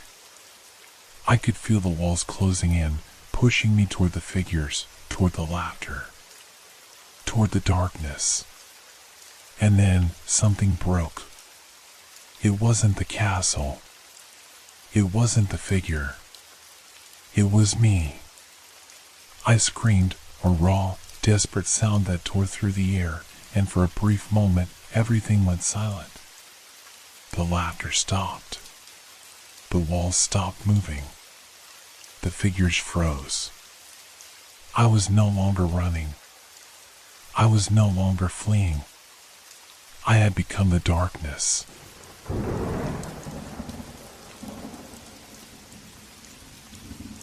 Have you ever wondered if the things you see in your dreams are real? I used to laugh at the idea, thinking it was just a part of our minds playing tricks on us. But I was wrong, so terribly wrong. It started innocently enough. I found the book one evening, tucked away in the farthest corner of a second-hand bookstore. It looked like nothing more than an old, forgotten journal, its leather cover cracked and faded with time. Yet something about it called to me, pulling me closer. The title was simple, just 4 words, The Book of Dark Dreams. I couldn't resist. I bought it for a mere few dollars and took it home, thinking it would make an interesting read. It promised to lead me on a path of self-discovery through dreams, how to control them, how to explore the deepest corners of my subconscious. The first night I opened it, I thought it was nothing more than a guide to lucid dreaming. The words were strange, almost ancient in their rhythm, but they made sense to me. It told me that the key to unlocking these dreams lay in the final moment of sleep, that point when you drift between consciousness and unconsciousness. There were instructions on breathing, relaxation, and focusing on specific images as you fell asleep. I tried it, of course. What did I have to lose? That night, as I lay in bed, the world around me faded. The sounds of the city, the hum of the refrigerator, everything dissolved. I let the book's instructions guide me into sleep, and soon I was somewhere else. It was dark, much darker than it should have been, and the air felt heavy, thick, like it was pressing against my chest. But I wasn't afraid. I should have been, but I wasn't. I was aware of everything around me, of the ground beneath my feet, the weight of the air, even the scent of something old. I was in a dream, but it felt so real. At first, it was just a feeling, like I was being watched. But then I saw it. A figure, standing just out of the corner of my vision. I couldn't make out its features, but it was there, always there, lurking just beyond my reach. Every time I turned, it seemed to move, but only slightly. A shadow shifting in the distance. My heart beat a little faster, but the dream didn't feel threatening. It felt curious. When I woke up the next morning, I had an odd sense of déjà vu. Like the dream wasn't just something that happened in my mind, it was something that had actually occurred. The shadow, the feeling of being watched. It all felt too real. I shrugged it off as just another strange dream. But that wasn't the end of it. The following night, I opened the book again, reading further into its pages, hungry for more. This time, the instructions were more detailed. They spoke of visions, of encountering your deepest fears, and of controlling them. I was intrigued. What if I could face my own darkness, confront things I had buried in my mind? That night, I followed the book's instructions more closely. I focused on a single image, a door. I imagined myself walking toward it, pushing it open, and stepping through. It was supposed to be an experience of self-discovery, a way of confronting whatever lay hidden in my subconscious. When I fell asleep, I was once again in the dream, but this time, things felt different. The air was colder, sharper, and I could hear something moving. My breath caught in my throat. The figure was no longer a distant shadow. It was close, too close. I could feel its presence, its weight, like it was right behind me, waiting for me to turn around. I didn't. I pushed forward, determined to walk through that door, but with each step, the weight of the air grew heavier. The shadows twisted, forming shapes that didn't make sense. Faces. Hands reaching out. Whispers in a language I didn't understand. I had to leave. I turned to run, but when I looked back, the door was gone. The walls were closing in around me, the air choking, and the shadow. It was right there, standing in front of me, watching, waiting. I woke up, my heart pounding in my chest. My body was drenched in sweat, and the feeling of being watched was still there, lingering, suffocating. I couldn't shake it. Something had followed me back from the dream. I tried to forget about it, tried to convince myself it was just another nightmare, but as the days went on, things started to change. I started seeing things out of the corner of my eye, shadows that weren't there before. Unexplained sounds in the night. I heard footsteps when I was alone, a whisper when no one was around. And the dreams. They were becoming more vivid, more real. I would wake up in places I didn't remember walking to. My hands would be covered in dirt, my clothes torn, as if I had been somewhere I shouldn't have been. That's when I realized the book wasn't just a guide to lucid dreaming. It was something else. It was changing my reality, turning my nightmares into something far worse.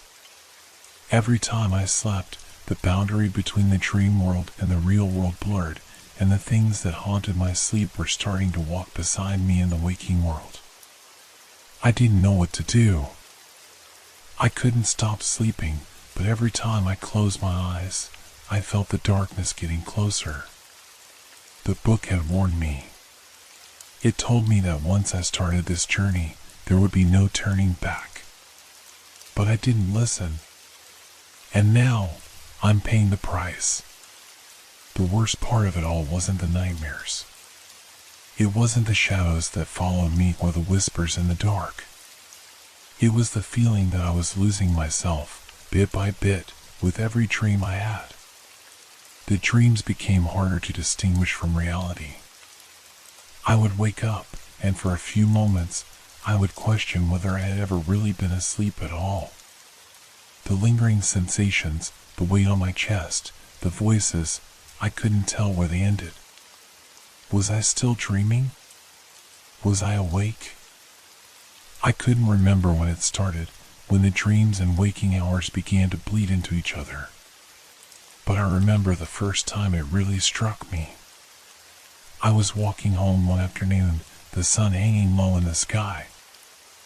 I passed an alleyway near my building, and I could have sworn I saw someone standing at the end of it. Someone tall, their form obscured in shadow, just like the figure from my dreams. I froze. My breath caught in my throat. It wasn't possible. It couldn't be real. But there it was. The shadow moved, the figure taking one deliberate step forward. My heart hammered in my chest as I took a few instinctive steps back, but when I looked again, the figure was gone. I turned, quickening my pace, the echo of my footsteps loud in the quiet street. But the feeling didn't leave. That thing, whatever it was, followed me. I could feel it in my bones. That night, I opened the book again, desperate to understand what was happening. The instructions had become clearer, more precise. It wasn't just about lucid dreaming anymore, it was about control. The book was no longer just guiding me through my own mind, it was pushing me into something darker, deeper. It promised that if I followed its instructions to the letter, I could bend the rules of reality, that I could even become the master of my own dreams. But at what cost? I hesitated. For the first time, I wondered if I should stop. But then the pull came again, the overwhelming need to understand, to see where this path would lead. I felt I had no choice but to continue. That night, I followed the book's new instructions. It told me to enter the dream with intention, to pick a place from my memories, a place where I had felt safe, and to focus on that feeling. I chose the beach, the one I used to visit as a child. I imagined myself standing on the sand, the sound of the waves crashing, the cool breeze. It seemed harmless enough. But when I closed my eyes, it wasn't the beach I found. It was the same cold, dark place from the previous night. The one with the shadow, with the whispers, with the door that kept changing shape. The air was thick and oppressive, the walls pressing in from all sides. I could feel the eyes on me, the weight of something watching me, waiting for me to turn around. I didn't. I couldn't. Something had shifted. The figure that had been a mere shadow before was now more tangible, its form more defined. Its face was still hidden, but I could sense its presence more clearly, as though it had always been there, just waiting for me to find it. I took a step forward, my legs trembling. And then, from the corner of my eye, I saw it. A hand reaching out from the darkness. It was pale, almost translucent, its fingers long and thin. It hovered just inches from my skin, and I could feel the cold radiating from it.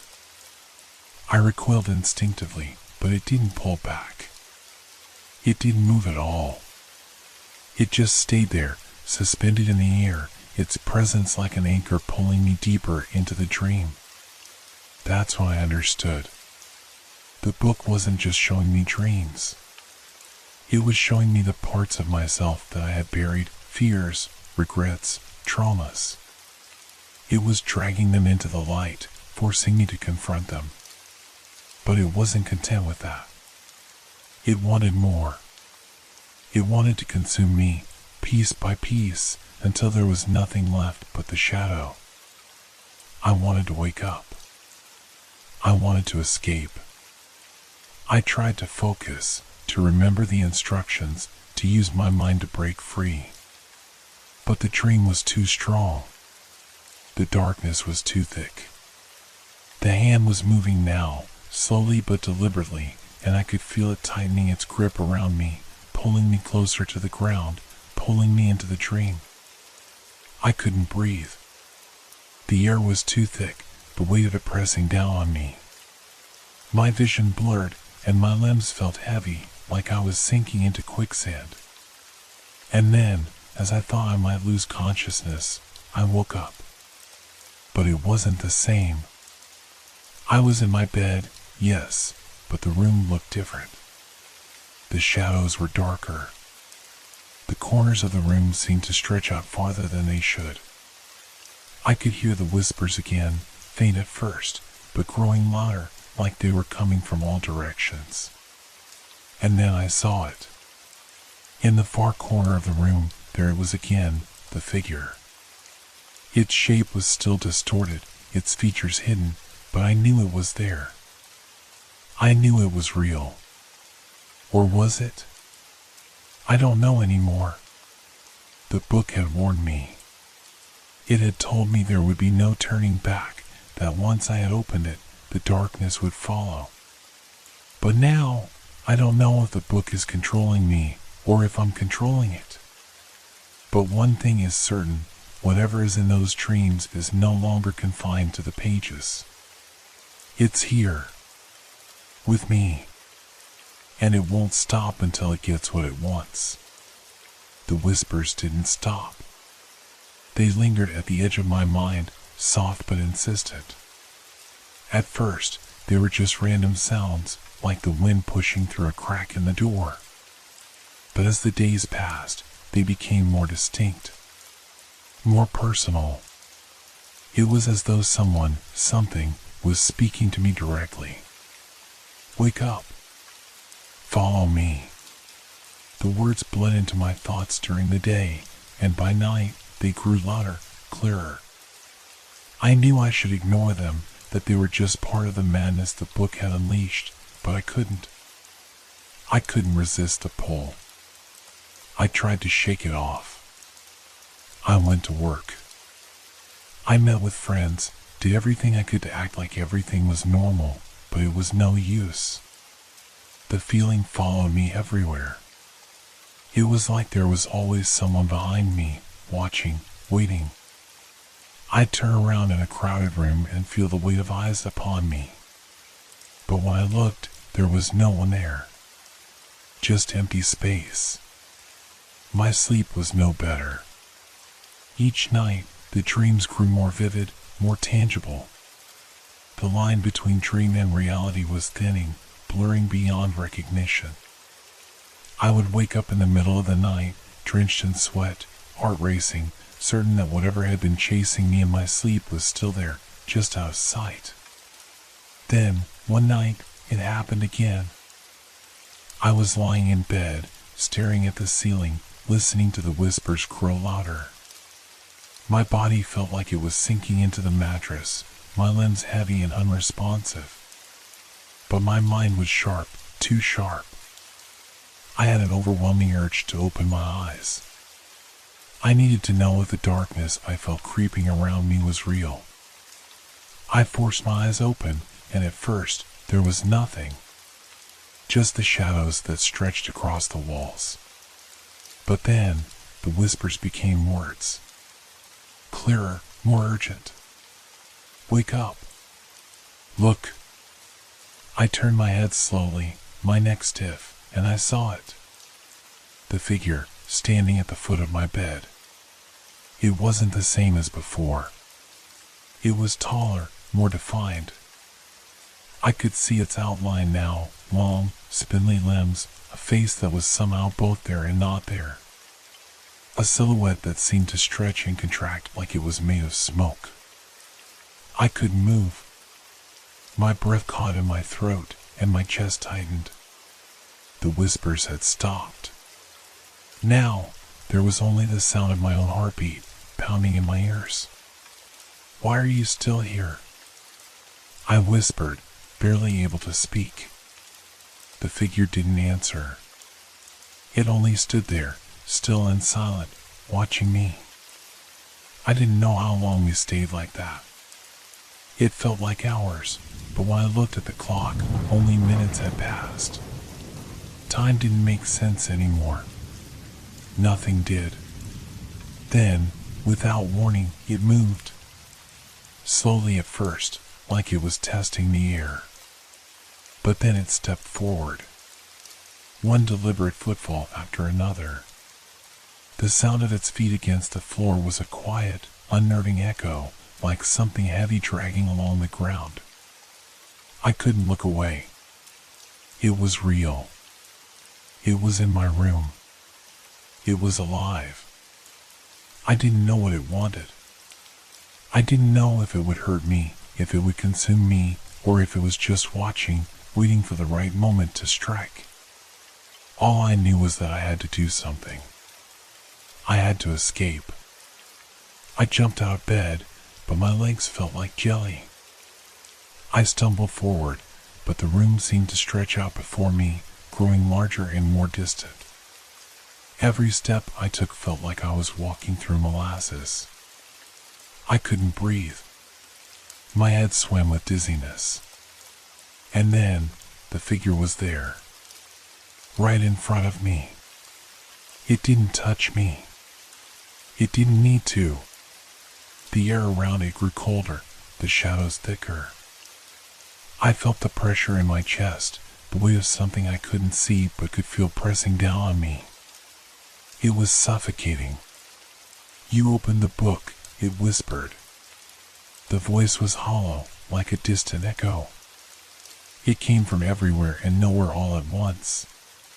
It wasn't the voice of the figure, but the voice of something else, something much older, much darker. "You wanted to know. You wanted to see.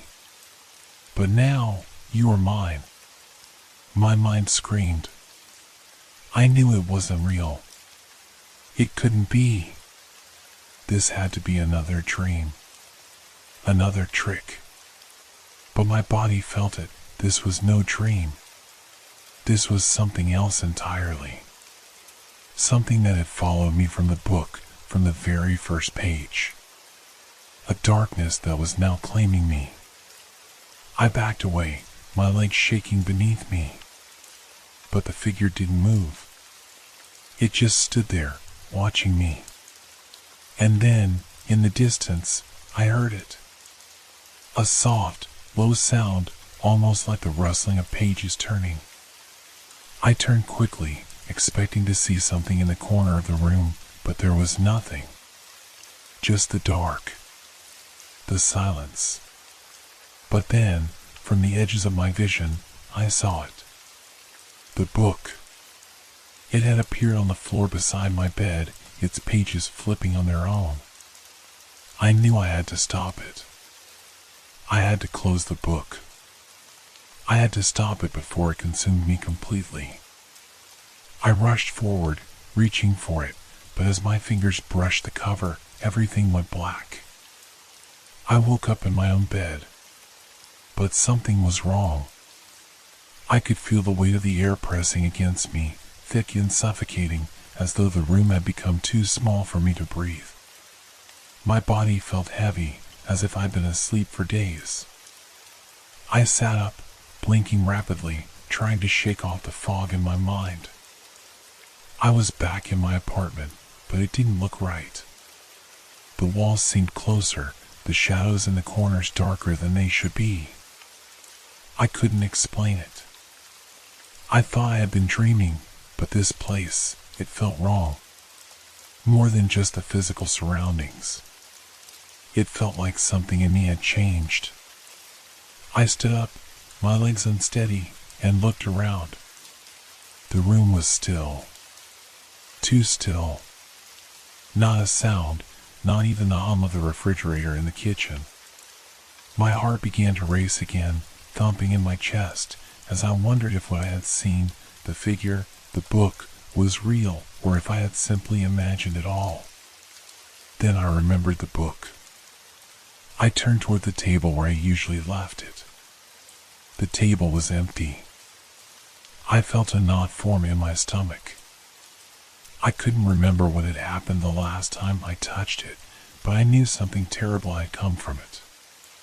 The book had opened doors to things I didn't understand, and now I could sense that those things had followed me back. I moved quickly to the living room, my hands trembling as I searched the shelves, under the couch, behind the curtains. But there was no sign of it. Panic began to rise in my chest. Where was it? Had it disappeared? Or had I somehow hidden it away, unable to face what I had brought into my life? And then, as if summoned by my own fear, the whispers returned. Soft at first, but growing louder with every passing second. "Look. Find it." I turned around, half expecting to see the figure standing there, but there was nothing. The apartment was just as it should have been, at least at first glance. But the feeling remained, the unease that gnawed at the edges of my mind, telling me that something was terribly wrong. I stumbled back to my room, my heart hammering in my chest. The whispers were now joined by a sound I didn't recognize, the faintest scraping noise, like nails dragging against the floor. I froze. The sound came again, closer this time, followed by the unmistakable thump of something heavy moving. I spun around, expecting to see the figure, or worse, the book. But again, there was nothing. Only the shadows, the darkness creeping into the edges of the room like something alive. And then I saw it. On the floor, just beside the edge of the bed, there was a single, darkened page, half hidden beneath the rug. My breath caught in my throat as I reached down to pick it up. The moment my fingers touched the paper, a cold shock ran up my spine, and I could feel it. The pull. The page wasn't like the others. It was torn, its edges frayed and burned, as though it had been through something terrible. As I read the words scrawled across it, I could feel my hands trembling. The dreams are alive. They are awake now. And they want you. I dropped the page, but it didn't fall to the floor. Instead, it floated upward, as if caught by an invisible force, and slowly, almost deliberately, it drifted back into the air above me. It hovered there for a moment, before the whispers came again, louder this time, drowning out all other sound. You opened it, the voices chanted. Now you belong to it. I stumbled backward, my mind racing. The book was here, in the room with me, even though I couldn't see it. Its presence was undeniable. It had followed me. And now, it had claimed me. Suddenly, the shadows in the room seemed to stretch out, reaching toward me, as though they had a life of their own. The darkness thickened, swirling around me like a suffocating cloud. I tried to scream, but no sound came out. The air grew colder, and I could feel the presence of someone, closing in on me. But when I turned, there was nothing, except for the book. It was on the floor now, just inches from where I stood. The cover was open. I knew what I had to do, but I was frozen in place. The whispers intensified, urging me to come closer. I took a step forward, drawn to it despite everything in me screaming to turn away. My hands reached for it, slowly, as though they weren't even my own. And when I touched the cover, the room seemed to shudder. The walls trembled, and the floor beneath my feet cracked with a loud, sickening noise. The book snapped shut. And in that instant, the darkness that had been creeping in all around me rushed forward. It swallowed me whole.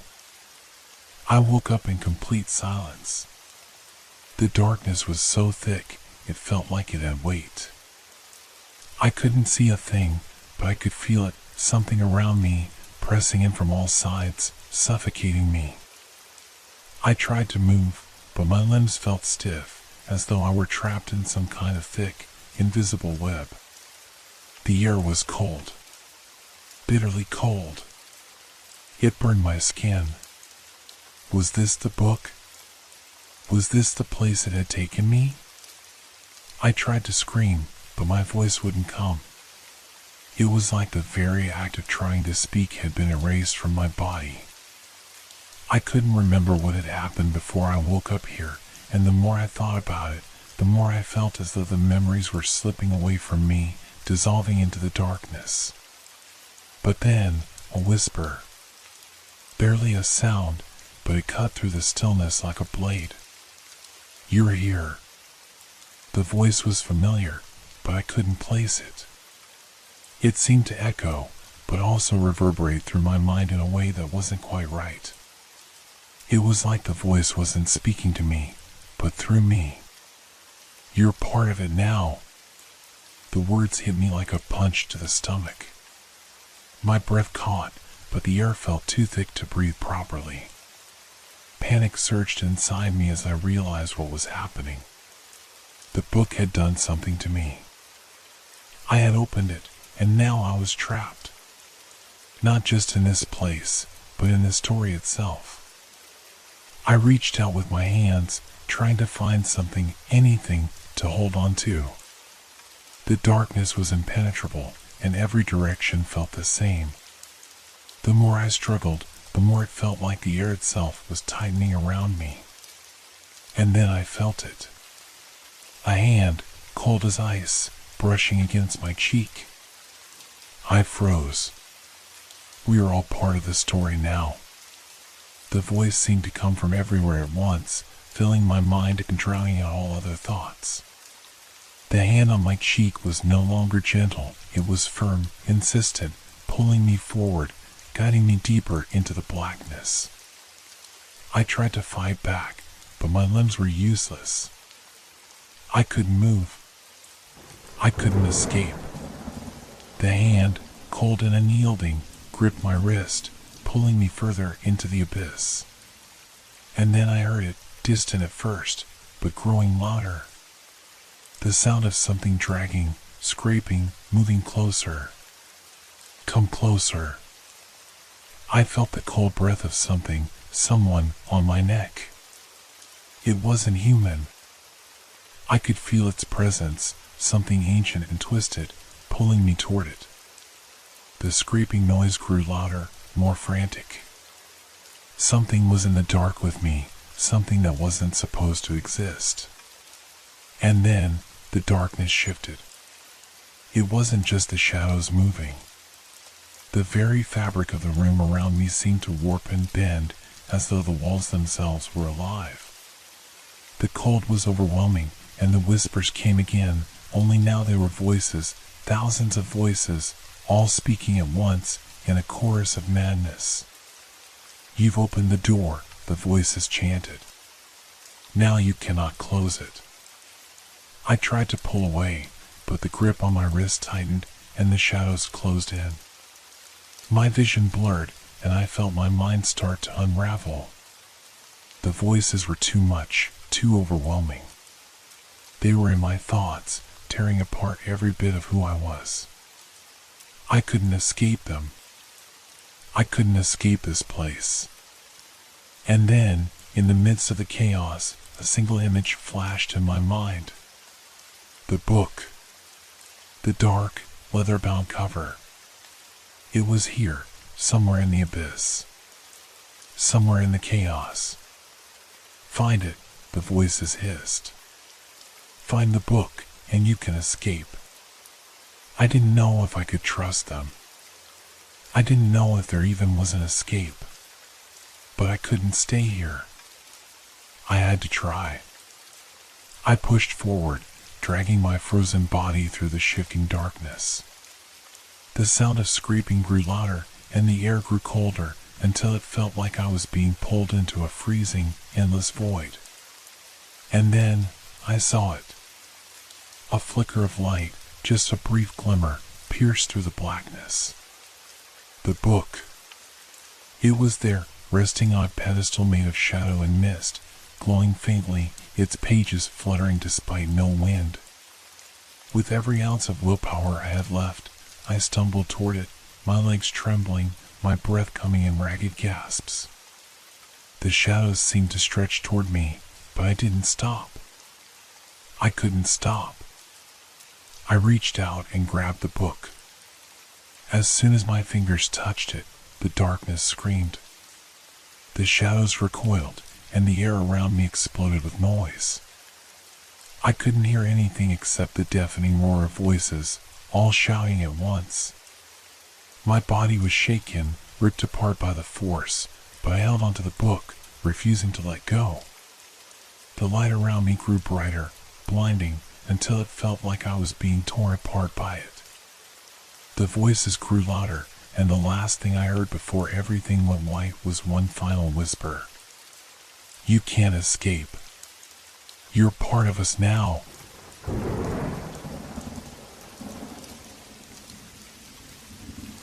Have you ever wondered if something unseen is controlling your every move?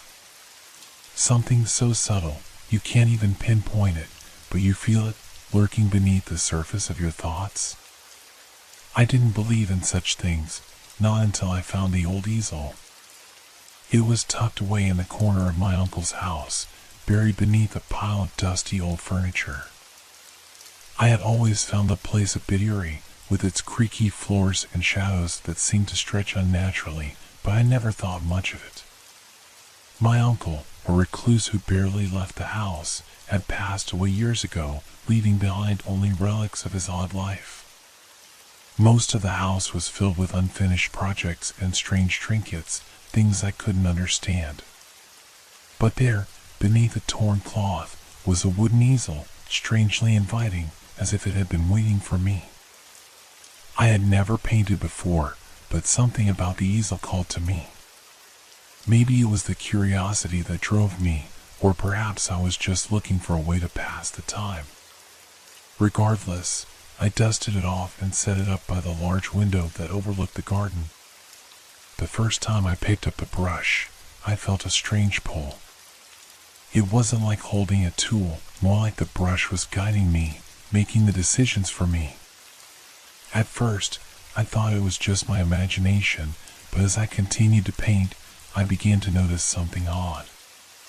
The images that appeared on the canvas were not ones I had seen before. They weren't abstract or random shapes, they were scenes. Real scenes. A woman standing in the rain, her face obscured by a dark hood. A car crash, the twisted metal gleaming under the streetlights.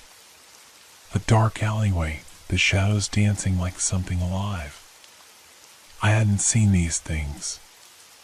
I couldn't have. The brush kept moving, and I couldn't stop it. I wasn't even aware of what I was doing anymore. The strokes flowed naturally, as if my hand wasn't my own.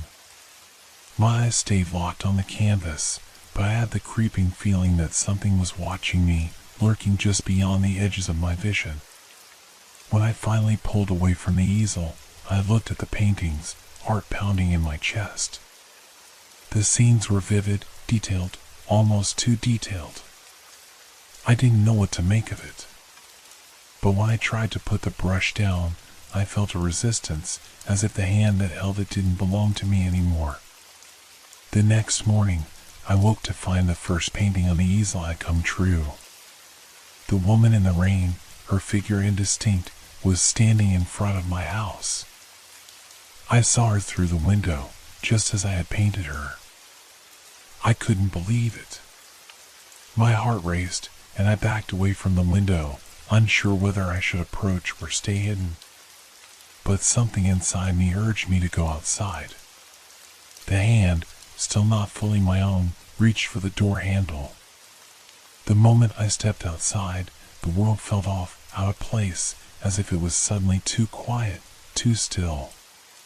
The woman was gone, but the air was thick, pressing on me like a warning.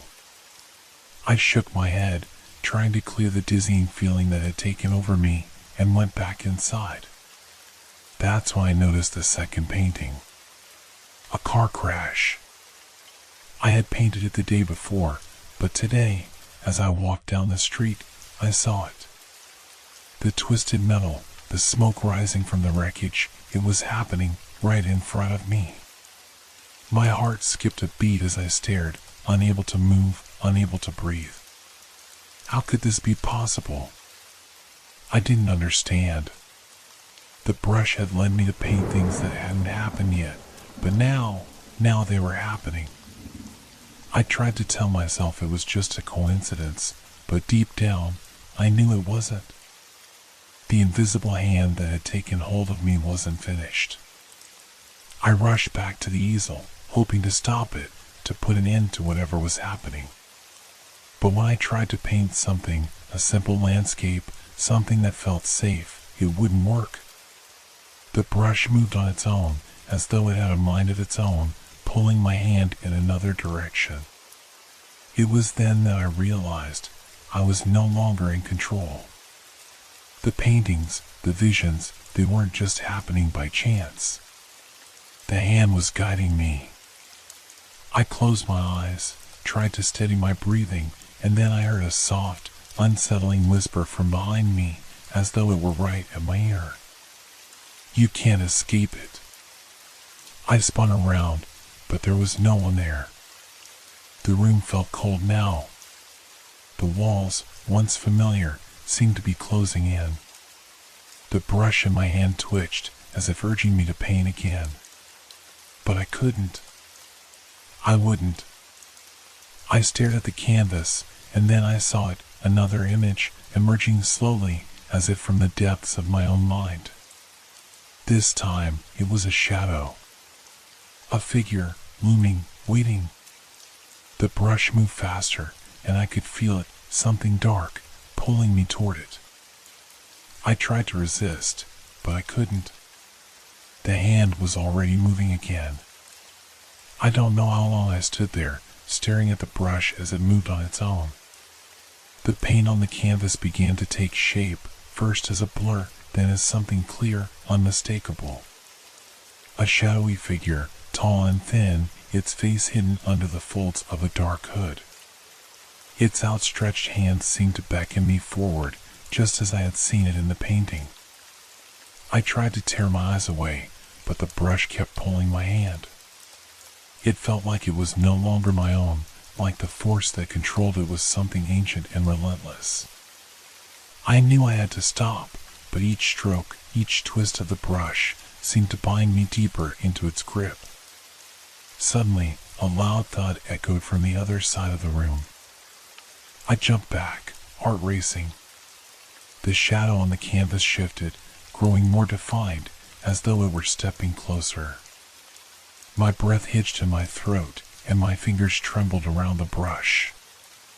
I turned around, eyes scanning the room, but I found nothing.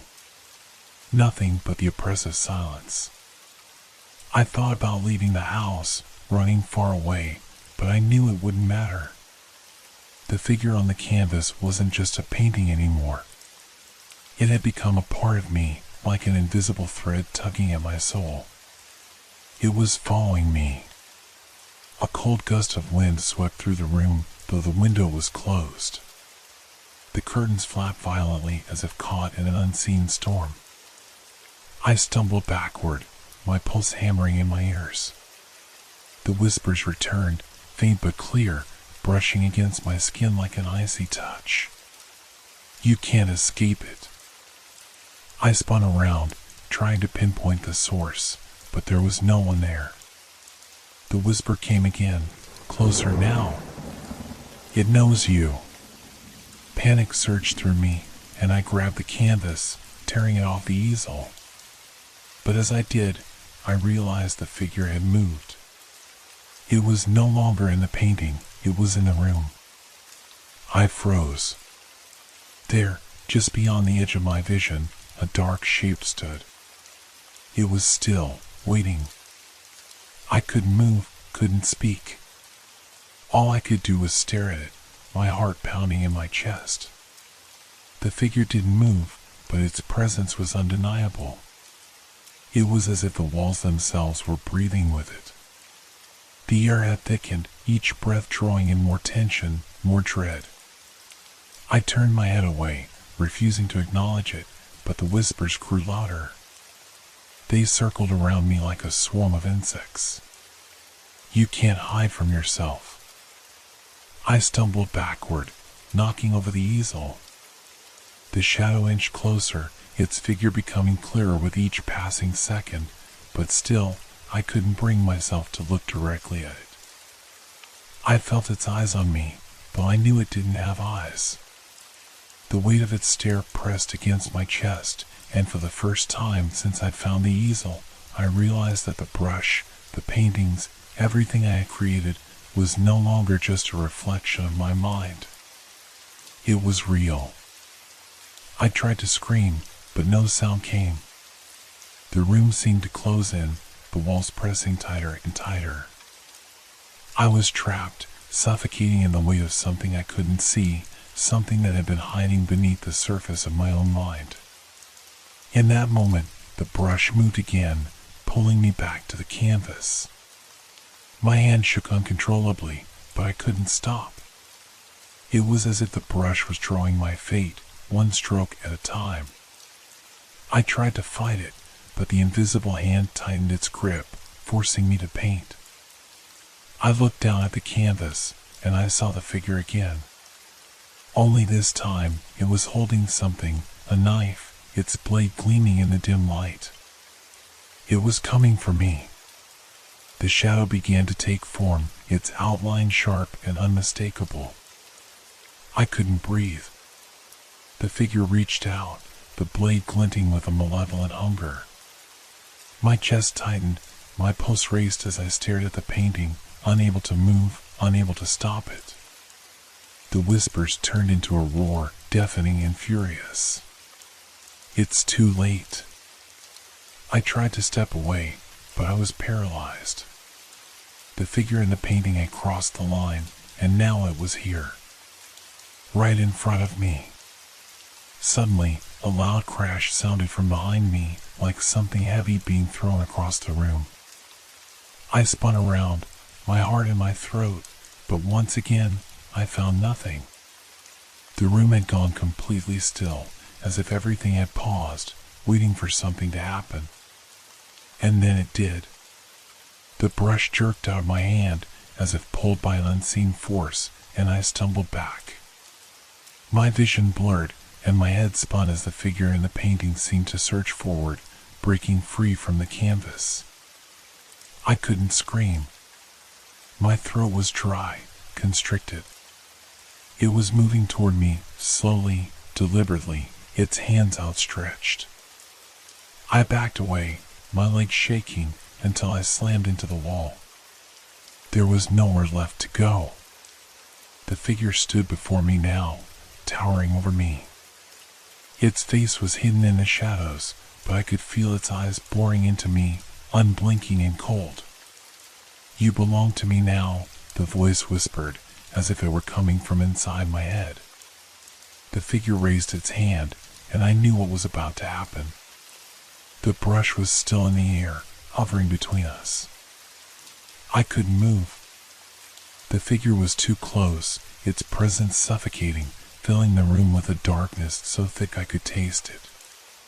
My chest tightened as if the walls themselves were closing in, and I felt like I was suffocating under the weight of something I couldn't even see. The brush hovered in midair, held by that same invisible force, its bristles dripping with dark paint. The figure's hand was reaching toward me, but its fingers, they weren't fingers. They were shadows, impossibly long, twisting like smoke. I couldn't take my eyes off of them. They inched closer to my face, brushing against my skin with an icy chill that sent shivers down my spine. "You created me," it whispered, its voice now a low growl, as though it was coming from somewhere deep within my own mind. "You can't escape me." I tried to scream, but no sound came. My mouth was dry, my body frozen in place. All I could do was stare into the empty blackness beneath the figure's hood. It was staring at me, waiting for me to do something, anything. But I couldn't. I reached for the brush, hoping it would somehow give me control over the situation, but my hand trembled, unable to move. The force was too strong. "Paint me," the figure demanded, its voice growing more forceful. "Finish the picture." The room seemed to tilt as if reality itself was being distorted, bending to the will of the shadow in front of me. I could feel it pulling me in, as though the very air was becoming thicker, heavier. I had to do it. I didn't have a choice. My hand, no longer under my own command, grabbed the brush. It moved across the canvas, though I couldn't feel my own fingers gripping it. The strokes were rapid, almost violent, as if the figure was drawing itself into the real world. The image on the canvas became clearer. A man, no, it wasn't a man. It was a creature, with long, twisted limbs and a hollow, gaping mouth. And behind it, in the background, there was another figure, a shape that resembled me. But something was wrong. The figure in the painting was growing larger, as though it were becoming part of the scene, part of the room. My heart pounded in my chest, and I felt my breath quicken. Something was terribly wrong. The figure was becoming more than just a painting, it was becoming real. No, I whispered, though I couldn't understand how or why the words left my lips. The figure took another step toward me, its movement slow and deliberate. The room seemed to shrink, the walls pressing in on me. I could feel the air growing colder, my body shivering uncontrollably. The brush in my hand continued to move, its bristles tracing the outlines of the creature's face, the horrible, gaping mouth beginning to form on the canvas. The shadow's grip tightened around my arm, and I could no longer control the brush. It was as if my body had been taken over entirely, every movement, every stroke guided by the force that controlled it. And then, the final stroke came. I didn't want to see it, but I had no choice. The figure on the canvas turned to face me, its hollow eyes staring back at me with a look that chilled me to the bone. It was no longer just a painting. It was a reality, a nightmare that had bled into this world. And then, it moved. I stumbled back, but the creature on the canvas stepped forward, emerging from the frame as though it were being pulled out by invisible hands. Its body twisted unnaturally, its limbs stretching and contorting as it crawled toward me. Its face, that empty, gaping mouth, opened wider, its jagged teeth glinting in the dim light. I wanted to scream, to run, but I couldn't move. The figure reached out, its fingers cold and thin, brushing against my face, its touch like ice. And then, it spoke. "You are mine," it whispered, its voice echoing in my mind. The words sent a shock through me, paralyzing me in place. Suddenly, the room felt smaller, as though the walls were closing in, and the air grew thick with a suffocating pressure. I was being drawn toward it, pulled into the darkness that was now engulfing the room. The figure's fingers tightened around my wrist, and I could feel its coldness seeping into my skin.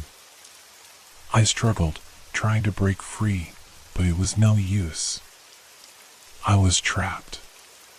Trapped in the nightmare I had created. And then, just as quickly as it had started, the pressure lifted. The figure released its grip on my arm, and I collapsed to the floor, gasping for air. The room returned to normal, the walls once again distant, the air no longer suffocating. I looked up at the canvas, and for a moment, I thought I imagined it. The creature, the figure, was gone. But as I stood up, I saw it. It was there, lurking in the corner of the room, its dark form barely visible in the shadows. It was waiting. I didn't know how long I could last. Each stroke, each painting, was pulling me deeper into its world. I didn't know how much longer I could hold on. The brush was still in my hand, and I knew that if I painted again, if I made one more stroke, the figure would come for me once more. But I couldn't stop. The invisible hand had already taken control. The next morning, the sun barely touched the horizon when I woke up. My body ached, a deep exhaustion that had settled into my bones. I had hardly slept, my mind racing with the horrors from the night before. But I knew, deep down, that sleep was no longer my refuge. I could feel it waiting. The thing I had summoned with my own hands. I tried to shake off the lingering unease that clung to me like a thick fog. The sunlight streaming through the window should have been a comfort, but it wasn't. It felt like a lie. Everything felt wrong. The air was too still, and the shadows in the corners of the room seemed deeper than before. I could feel them watching me, waiting for the next move. I sat up and looked over at the easel. The canvas was there, mocking me with its blankness. I had stopped painting after the last horrific stroke, but the memory of the creature's eyes haunted me. I knew that if I painted again, it would return, but I couldn't bring myself to do it.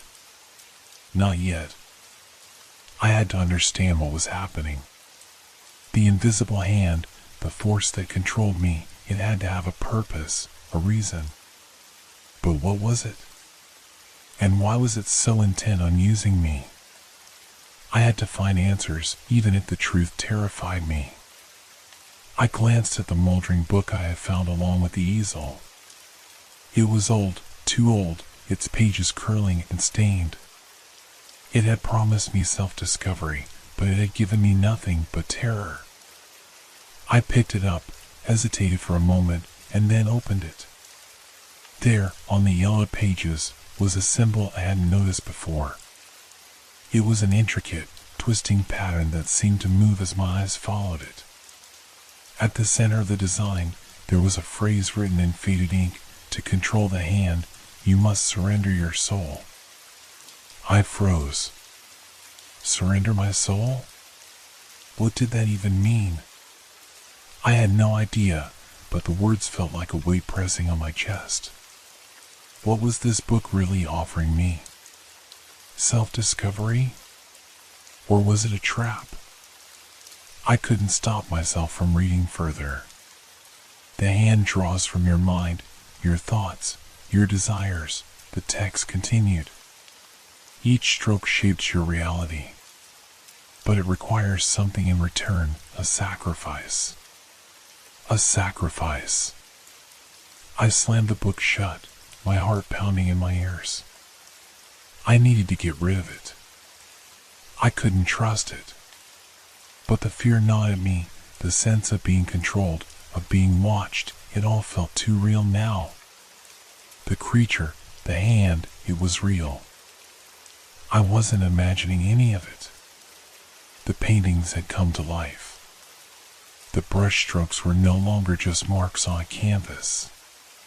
They were the threads connecting the darkness to the world I knew. I could still feel the figure watching me, even though it wasn't physically there. The chill in the air was its presence, its influence creeping through the walls. I knew that if I went back to that canvas, if I painted again, it would pull me deeper into its grasp. And that was the last thing I wanted. But could I stop? Could I escape? I knew one thing: the creature was growing stronger. And soon, it would demand more than just a brushstroke. It would demand me. The doorbell rang. It startled me, sending a jolt of panic through my body. I didn't expect anyone. Who would be here? I moved cautiously toward the door, my breath shallow. Peering through the peephole, I saw nothing but the empty hallway. But the knocking continued, slow and deliberate. I opened the door. No one was there. I stepped out onto the porch, looking left and right, but there was nothing. Just the sound of the wind rustling the trees. It was quiet. Too quiet. But then I noticed something. On the doorstep was a package wrapped in plain brown paper with no markings. No return address. My heart skipped a beat as I bent down to pick it up. The paper was smooth to the touch, and as I ran my fingers over it, I felt an odd warmth radiating from the package, like it had been touched by something alive. I hesitated, unsure whether to open it. But curiosity got the better of me. I ripped off the paper, revealing a small, leather-bound box. It was ancient, its surface cracked and worn, like it had been lying around for decades. I turned it over in my hands, feeling a strange pull. The box was locked, but there was a keyhole in the center, faintly glimmering. I didn't have a key, but the box seemed to beckon me. My heart pounded in my chest as I lifted the box to my lips and whispered, "What do you want from me?" At that moment, the air grew colder, and the shadows around me seemed to stretch and twist, as though they were alive. The brush, still sitting in my studio, began to tremble. A faint scratching sound echoed in my ears, like something was moving, scurrying in the walls. Then, as if in answer, the box clicked open. I gasped as the lid creaked back. Inside, there was a single sheet of parchment. Unfolding it, I read the words that were scrawled across the page, the hand calls. You must paint, or you will be painted. I felt the world shift beneath me, the darkness creeping in, the figure from the painting pressing against the edges of my vision. The box had given me no choice. The hand had already taken control. It was time to paint again. The brush trembled in my hand as I stood in front of the easel. I could feel it waiting for me. I knew what would happen if I painted, but I had no choice. The box, the letter, everything about it had pushed me here. The hand, whatever it was, had already claimed its hold on me. The shadows in the corners of the room grew longer, more pronounced. They seemed to twitch and shift, as if responding to my fear. The air was thick with an oppressive weight, like something was pressing down on me from all sides. I couldn't escape it. I dipped the brush into the paint, my hand moving almost of its own accord. The bristles dragged across the canvas, sketching out shapes, patterns, things I didn't recognize. My mind fought against the urge to paint, to stop, but the invisible force had taken over. I couldn't fight it. Every stroke felt like a command. The figure began to take shape, an outline, first faint and indistinct, then growing more defined with each movement of my hand. It wasn't like the creatures I had painted before. This one felt closer. Its form was human, but its eyes, those eyes, were something else. They glowed with a sinister light, like they could see straight through me. The figure was watching me, but more than that, it was inside me. It knew everything. I recoiled as the figure on the canvas seemed to move, its head tilting slightly, as if it were aware of me. I could feel its gaze, even though it wasn't real, not yet. The room felt smaller now, as if the walls were closing in, squeezing me into a corner. What is this? What am I doing? The brush kept moving, the strokes flowing faster, more urgently. The figure took on more detail, its clothes, its hands reaching out, almost as if it were trying to crawl out of the canvas and into my world. No, I can't. But I couldn't stop. The brush was moving on its own, and I felt a presence in the room. It wasn't the shadows anymore. No, this was something worse. Something that had been lurking, waiting for the right moment to reveal itself. The air around me grew colder, and the once faint scratching sounds from the walls turned into loud, deliberate thuds. The shadows deepened, their forms now unmistakable. Figures, more than one, were moving, shifting in the darkness, their eyes glowing just like the one on the canvas. I could feel the room tightening, suffocating me. I wanted to scream, to run, but my body wouldn't move. I was rooted to the spot, the brush in my hand now an extension of myself. I blinked, and in that split second, the figure on the canvas shifted. It wasn't just staring anymore. It was reaching out, its hand coming toward me, not as a painted image, but as if it were real, solid, a part of the world. I heard a whisper. A voice that wasn't mine. It wasn't from the figure, not directly. But it was as if it had come from the very air around me. It felt like it was in my mind. You've done well, it said. Now, come. Join us. The hand that had guided my strokes seemed to grip my wrist, pulling me closer to the canvas. My fingers tightened around the brush, and I couldn't tear them away. The sensation was overwhelming, a flood of power and fear. The figure on the canvas was alive now, its hand stretching beyond the edges of the painting, reaching for me. My heart hammered in my chest as the figure's fingers brushed against my skin. The moment it touched me, I felt a surge of cold course through my body, like the life was being drained out of me. I screamed, but no sound came. The room was silent except for the low hum of the brush moving across the canvas. Still, the hand was in control. Then, just as suddenly as it had started, it stopped. I looked down at my hand. The brush was still there, clutched tightly in my fingers, but the sensation was gone. The figure on the canvas, though, it was complete now. Fully formed, standing tall, its eyes locked onto mine with an intensity that made my blood run cold. And it wasn't just in the painting anymore. It was standing in front of me. I stumbled back, my body shaking uncontrollably, but it followed.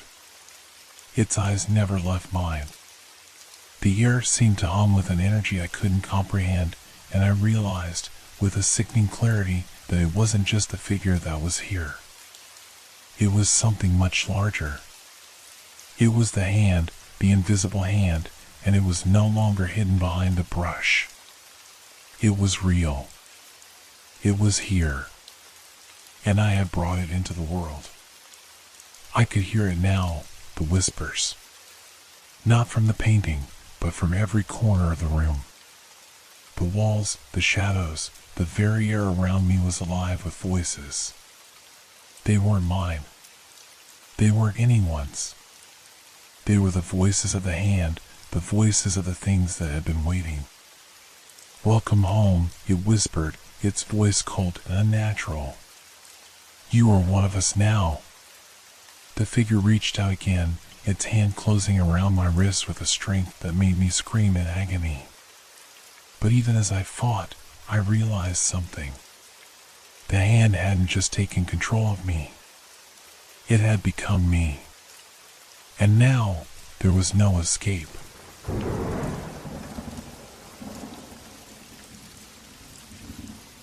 Have you ever felt like you were trapped in a cycle you couldn't escape? Like no matter how hard you tried, you just couldn't break free from the same situation, the same place, the same feelings?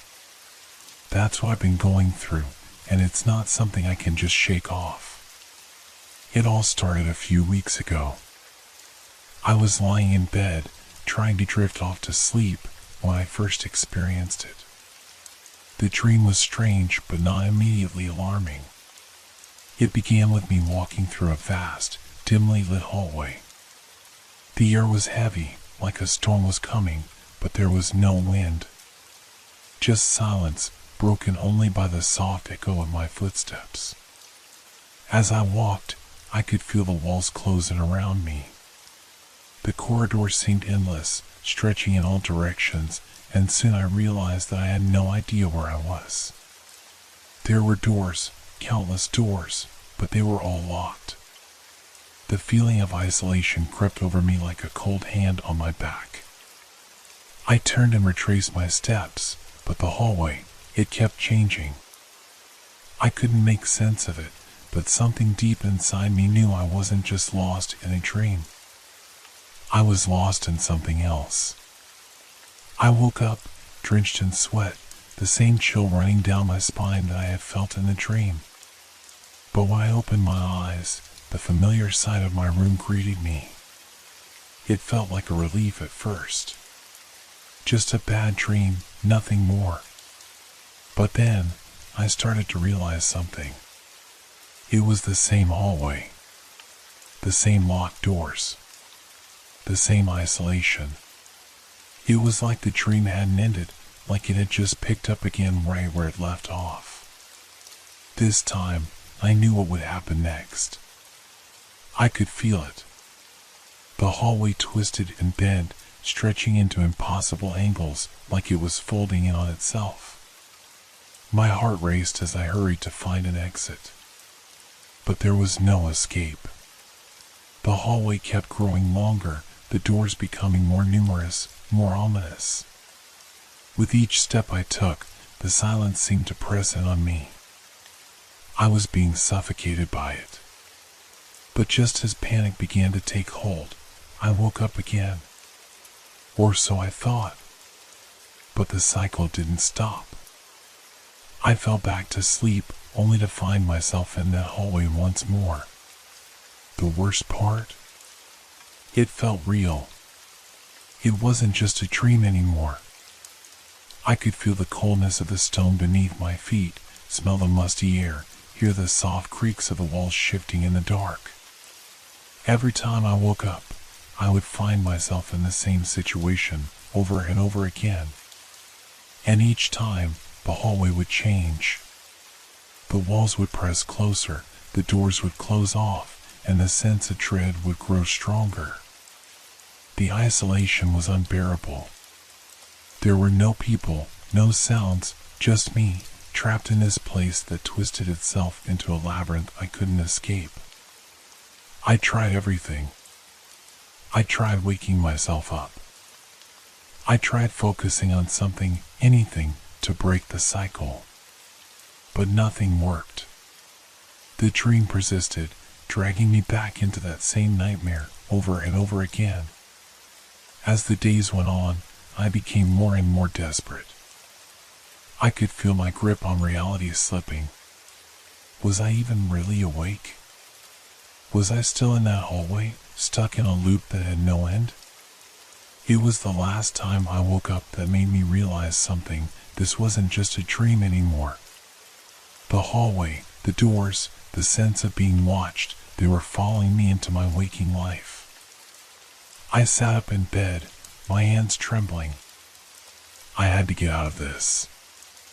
I had to find a way to escape the endless cycle. But when I looked around, the walls of my room seemed different. They seemed to stretch, just like the hallway. The shadows, the silence, everything felt wrong. And then I heard it, the unmistakable sound of footsteps echoing down the hall. The same slow, deliberate steps I had heard in my dream. I wasn't alone. The footsteps were getting closer. I froze, my breath catching in my throat. I tried to tell myself it was just my imagination, that I had finally gone mad from the endless nightmares. But as the sound grew louder, more distinct, I couldn't deny it anymore. There was someone, something, coming for me. I glanced around the room, my eyes darting over the familiar furniture, the soft glow of the moonlight spilling through the window. It all felt wrong. The walls seemed to stretch further than they should, and the floor was colder than usual. The shadows cast by the furniture danced unnaturally, shifting and warping in the dim light. I stood up slowly, my heart pounding in my chest. The footsteps weren't just echoes in my mind. I could hear them, feel them vibrating through the floorboards. Each step was deliberate, slow, too slow. The person, or whatever it was taking their time, savoring the fear they were causing. I turned toward the door. It wasn't locked, but I didn't trust it. I didn't trust anything anymore. I had to get out of this place. Maybe if I left the room, I could wake up for real. Maybe I could escape whatever nightmare had taken hold of me. I took a few steps toward the door, my hand outstretched. The footsteps stopped. The silence was deafening. For a moment, I hesitated. Was I really hearing those footsteps? Was it just another illusion, another piece of my mind unraveling? But then I heard it again, closer this time. The unmistakable sound of footsteps on the wooden floor right outside my door. I jerked the door open, but there was nothing there. Just the dark hallway stretching endlessly before me. The same hallway I had seen in my dreams. The walls seemed to press in on me, the doors closed and locked just like before. Panic rose in my chest as I stepped into the hallway. My legs felt weak, my body shaking. I wanted to turn back, to hide in my room where things felt at least somewhat familiar. But I couldn't. I couldn't let whatever this was catch me. The hallway felt like a living thing, its walls shifting as I moved. The faint sound of footsteps echoed again, this time coming from behind me. I spun around, but there was no one there. Just a dark stretch of corridor, taunting me, mocking me. I started to run, not knowing where I was going, just needing to get away from the sound, from the dread that seemed to hang in the air. The doors, once locked, were now slightly ajar, their dark interiors beckoning me closer. I couldn't stop myself. My feet moved on their own, carrying me toward the closest door. My mind screamed at me to turn back, but my body refused to listen. I pushed the door open, and before I could even react, I found myself stumbling into a room I had never seen before. It was a study, dusty, filled with old books and papers. But it wasn't just the room that made my heart race. It was the figure standing in the corner, barely visible in the shadows. I couldn't see their face, but I knew they were watching me. The feeling of being hunted washed over me, and I felt a cold sweat break out across my skin. The figure didn't move. They just stood there, watching, waiting. I wanted to scream, but the words wouldn't come. My throat was dry, tight with fear. I backed away slowly, my eyes locked on the figure in the corner. Every instinct in me told me to run, but my legs wouldn't obey. Suddenly, the figure stepped forward, their movement fluid and unnatural. I could barely make out their features in the darkness, but the faintest glimmer of light reflected off something in their hand. A knife. A long, sharp blade. I gasped, taking a step back, but the figure didn't chase me. They didn't need to. The hallway was closing in, the walls squeezing tighter with each passing second. The door behind me slammed shut with a deafening bang, trapping me inside. The figure raised the knife slowly, deliberately. My heart raced as I scrambled for the door, but it wouldn't budge. The more I struggled, the tighter the space around me grew. It was like I was suffocating, the walls pressing in, the air growing thin. The figure moved closer. I could hear the soft scrape of their footsteps on the floor, the slow, steady rhythm that matched my heartbeat. And then I felt it, a cold breath on the back of my neck, a hand that brushed against my shoulder. I whipped around, but the figure was gone. The room was empty. Silent. I stood there, breathing heavily, staring at the empty corner where the figure had once been. Was I still dreaming? Had I truly woken up? Or had the nightmare somehow followed me here, to my reality? The walls closed in tighter, and I could hear the footsteps again. Louder. Closer. But this time, they weren't behind me. They were in front of me. And I knew that this time, I wouldn't be able to wake up. I woke up again. The familiar weight of the bed beneath me, the soft rustling of the sheets, everything seemed so normal. But I knew, deep down, that something was wrong. The sensation of the figure's hand on my shoulder still lingered, the cold breath on my neck an echo that I couldn't shake. I sat up quickly, my eyes darting around the room, searching for anything out of place. But everything was exactly where I had left it. The room was still, silent. I swallowed hard, trying to steady my breathing.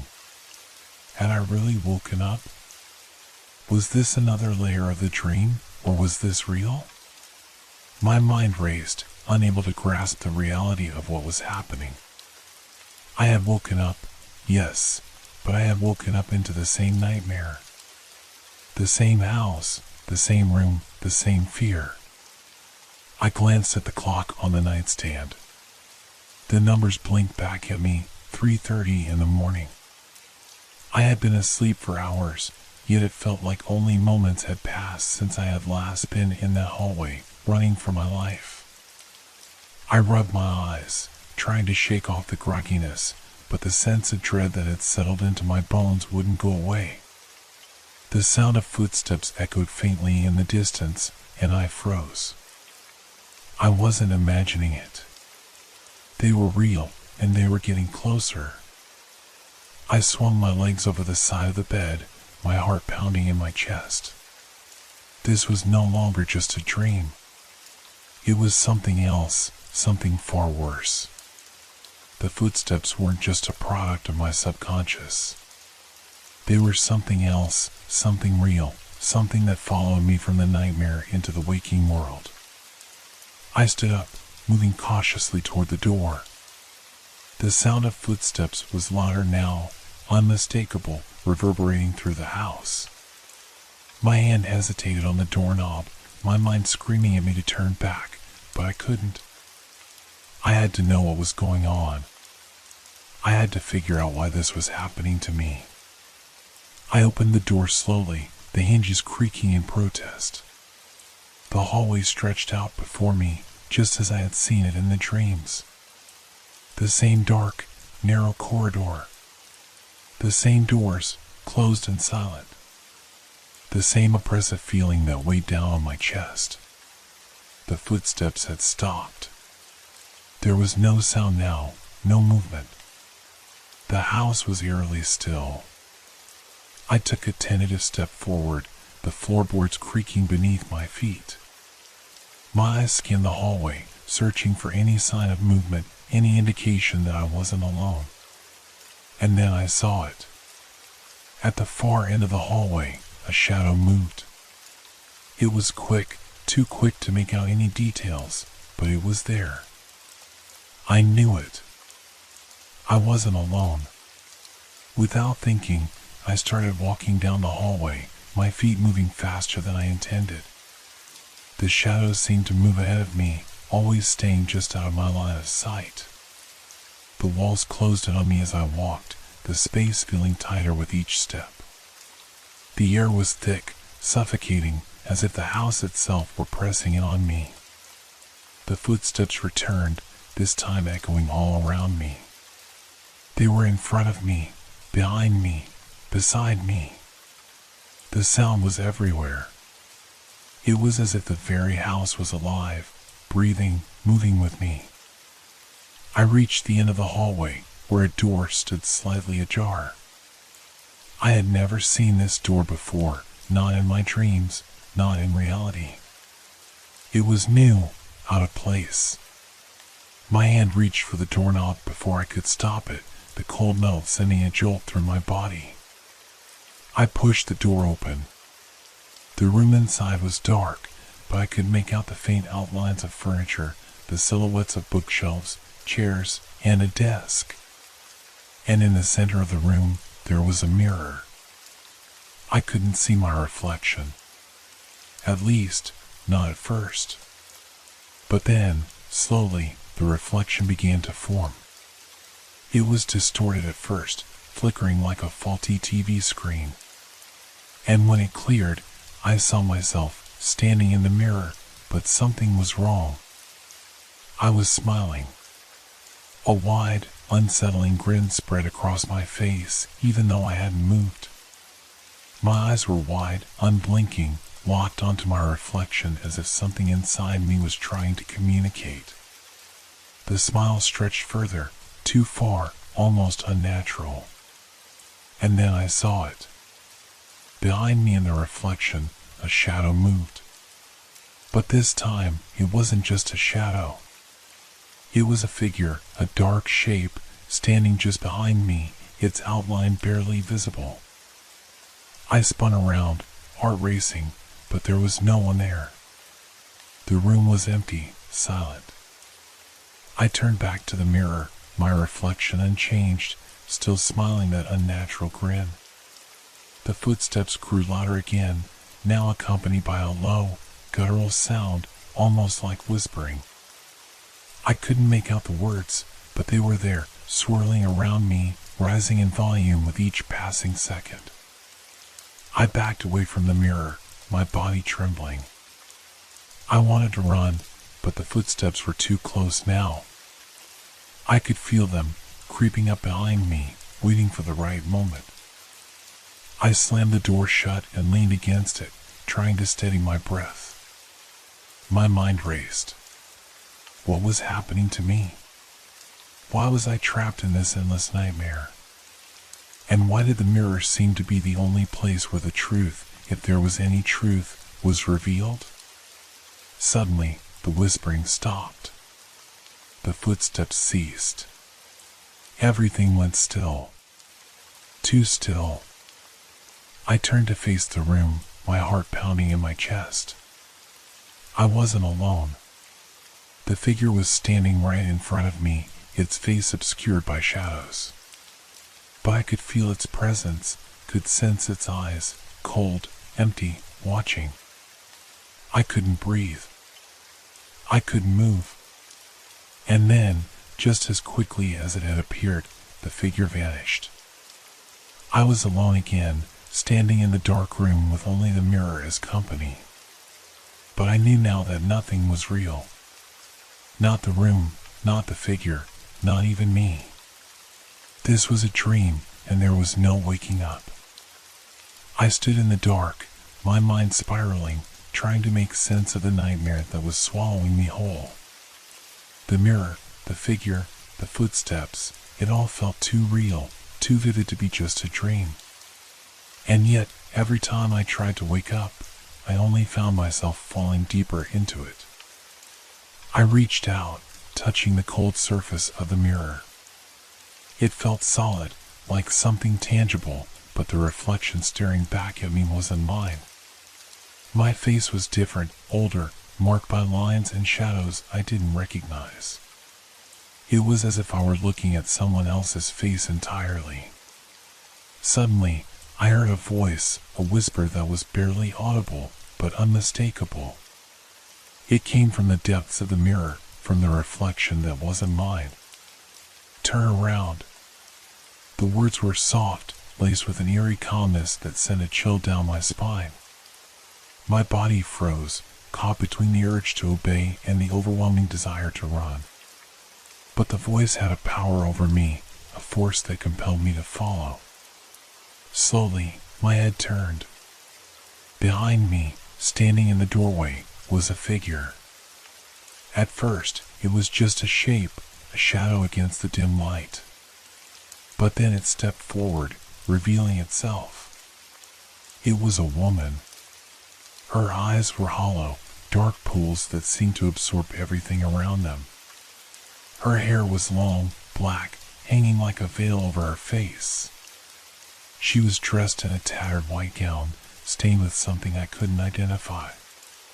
Her presence was suffocating, like a cold wind that cut straight to the bone. She didn't speak, but I could feel her gaze on me, sharp and unblinking. Her mouth moved slightly, as though she were saying something, but no sound escaped her lips. I took a step back, instinctively recoiling from her presence, but my feet felt heavy, like I was stuck in mud. "Who are you?" I whispered, my voice barely audible. The woman didn't answer. Instead, she stepped forward, her movements slow, deliberate. Each step she took felt like a weight pressing down on me, pushing me closer to the edge of something I couldn't comprehend. My breathing quickened, panic rising in my chest. The footsteps, those same footsteps, returned, now echoing through the room, and I realized they weren't just in my mind. They were real. They were coming from the woman.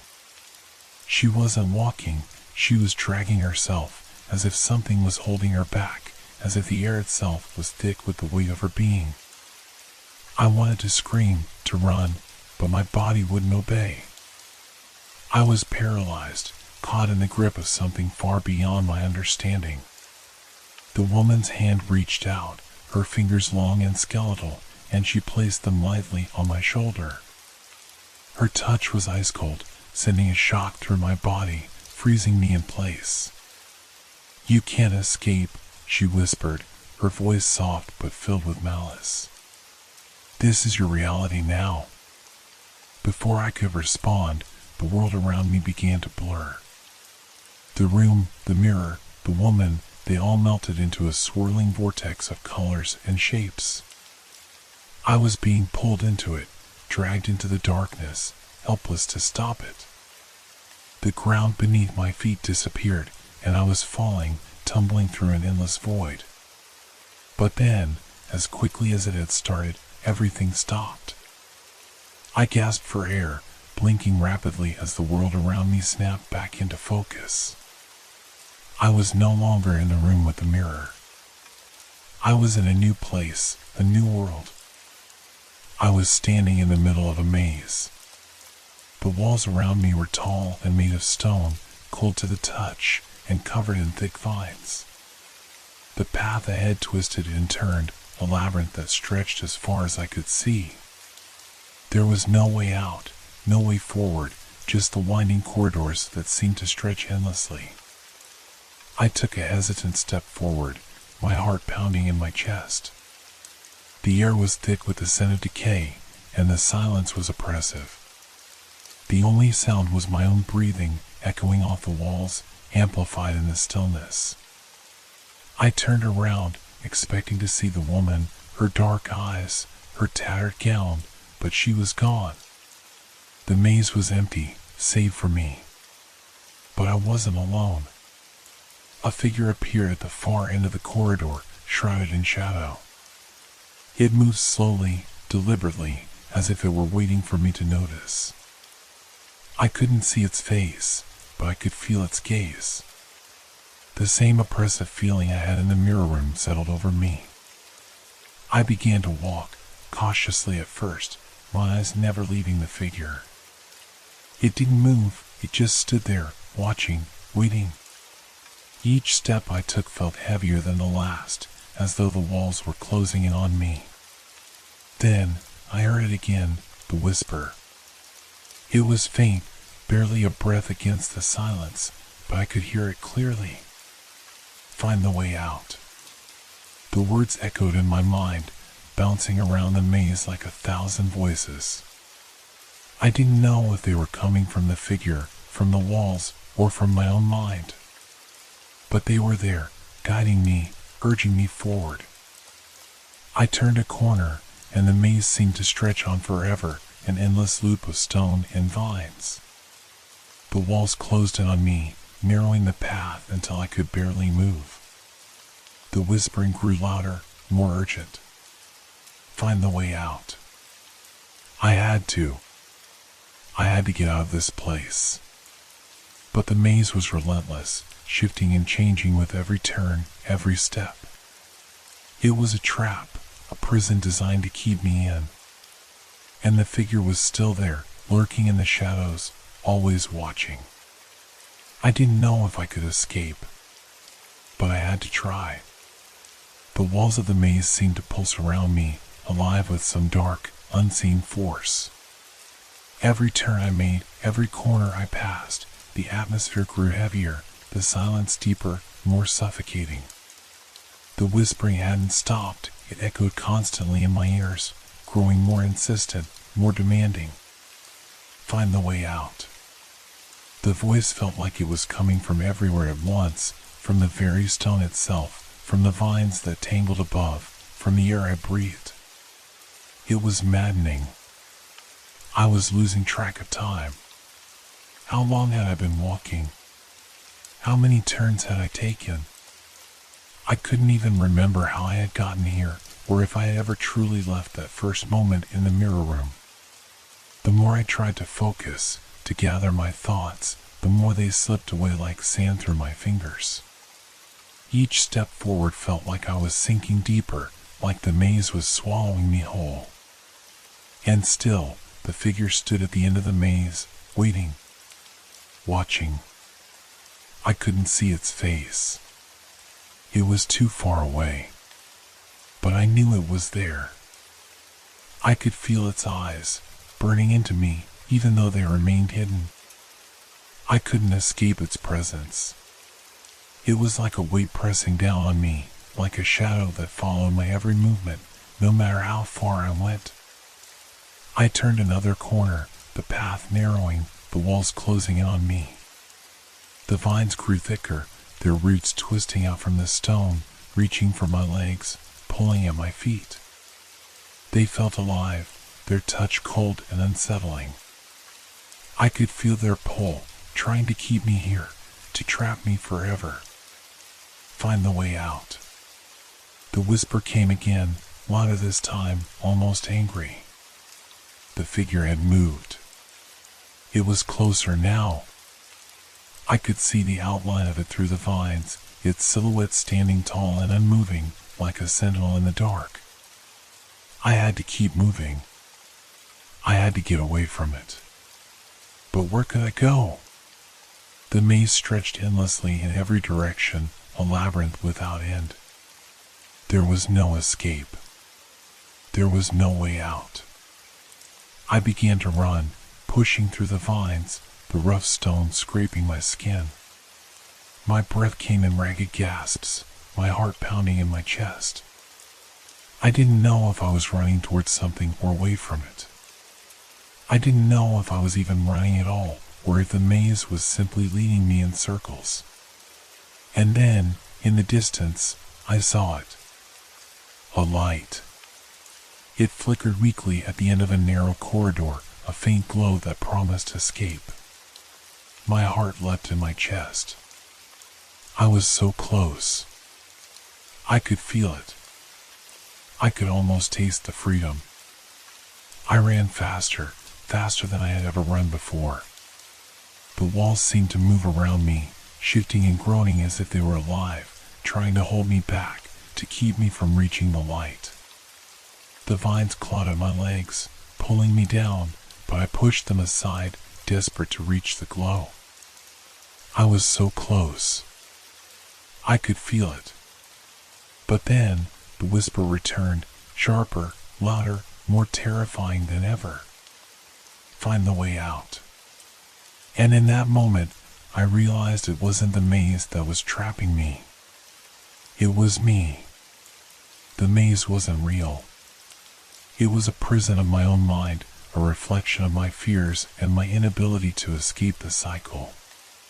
Every step I took, every turn I made, was just another loop in the endless nightmare.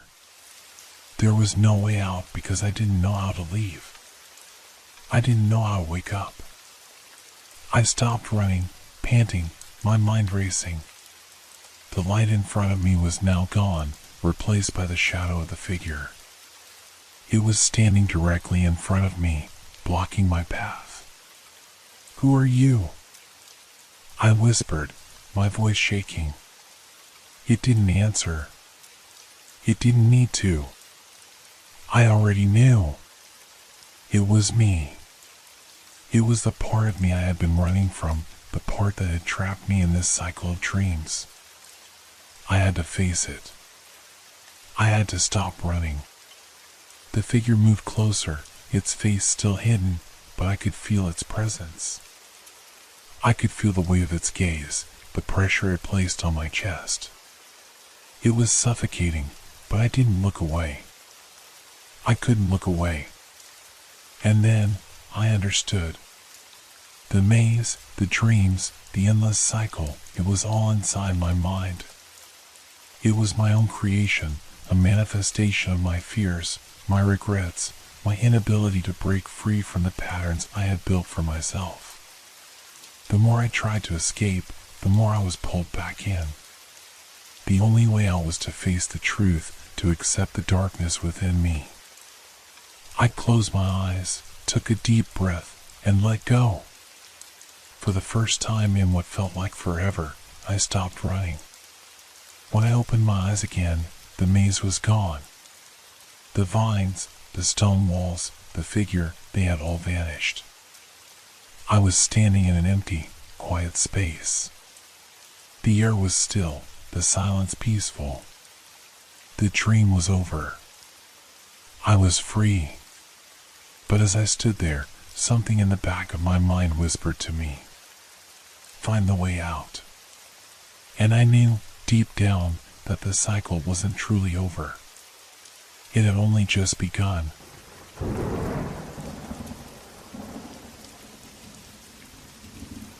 Have you ever felt like you were being watched, even though you were completely alone? Maybe it was just a feeling, a trick of the mind. But what if, deep down, you knew it wasn't just your imagination? That's exactly what happened to me when I dove into the local lake. It wasn't a large body of water, just a small, quiet lake tucked away in the woods, far from the busy roads. The kind of place you might visit to escape the noise, to find some peace. I used to swim there all the time when I was younger. But this time, something felt different. As I submerged into the cool, dark water, I felt a strange unease settle over me. At first, I thought it was nothing more than the weight of the silence, the stillness of the water around me. But then, I felt it, something was watching. It wasn't just the sensation of eyes on my back, as if someone was observing me from the shore. It was deeper than that. It felt like the very water itself was aware of my presence, like it was alive and paying attention to me. At first, I tried to brush it off. I told myself it was just nerves. The water was colder than I remembered, and the shadows beneath the surface seemed darker than usual.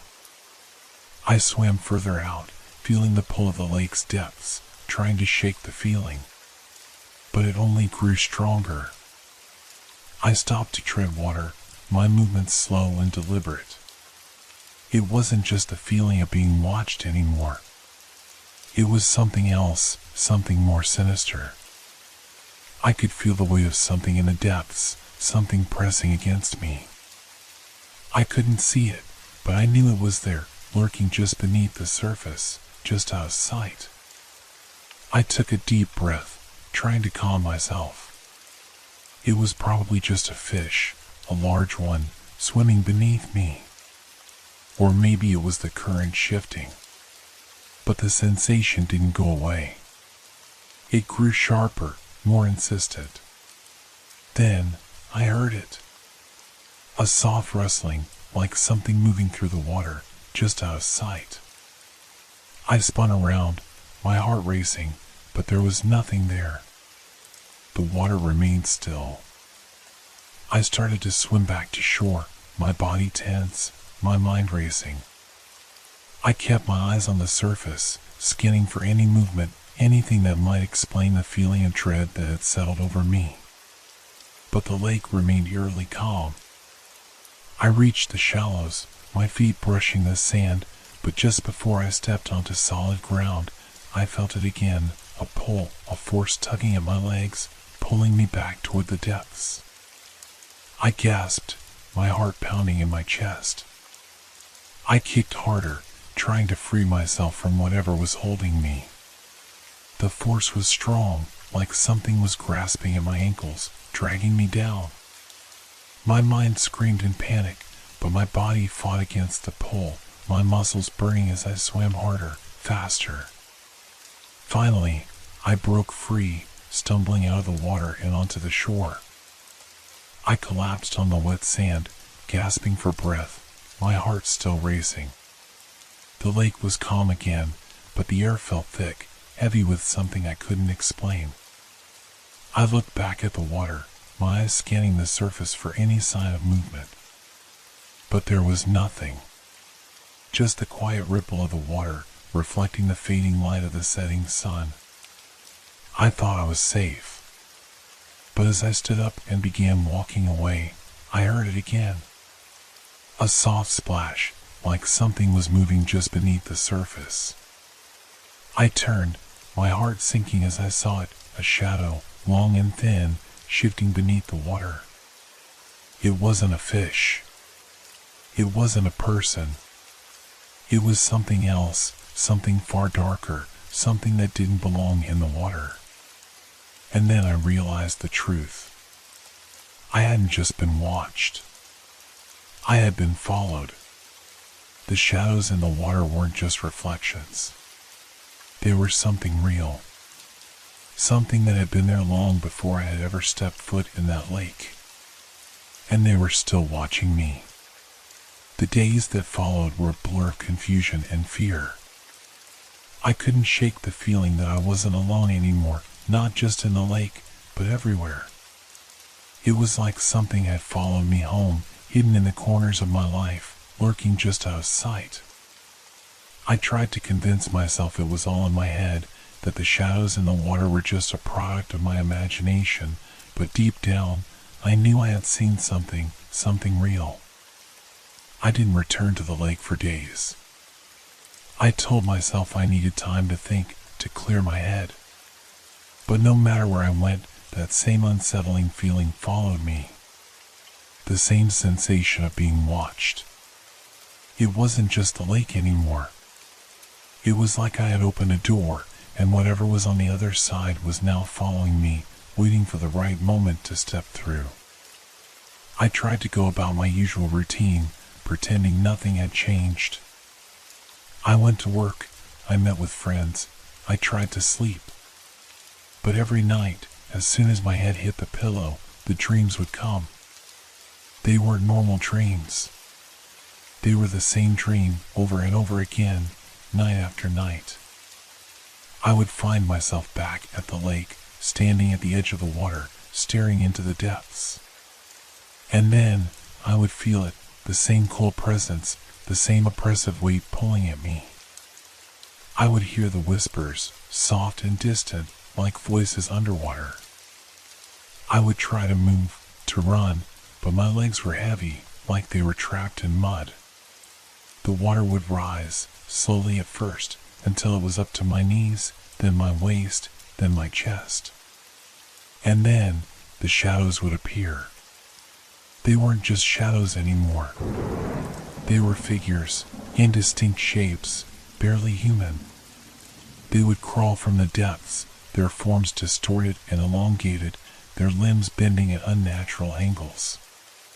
They would move toward me, their eyes glowing faintly in the darkness, their mouths open as if to speak, but no sound would come. Only that feeling of pressure, of being trapped. I would try to scream, but nothing would come out. Each night, I would wake up in a cold sweat, my heart racing, my body trembling. And each morning, I would force myself to believe it was just a dream, that I had nothing to fear. But deep down, I knew better. The shadows were real. It wasn't until I ran into Laura that I started to understand just how real they were. Laura was an old friend, someone I hadn't seen in years. She worked at the local library and had always been interested in the strange and unexplained. She had a knack for finding out things that others couldn't. It wasn't unusual for her to dig into local legends, folklore, or historical oddities, but I had never thought much about it until now. We met for coffee one afternoon. I tried to keep things light, talking about the usual stuff, work, life, but I could see that something was off. Laura was staring at me, her eyes narrow, as if she was studying me. After a while, she leaned in and asked, "Have you been to the lake lately?" I froze.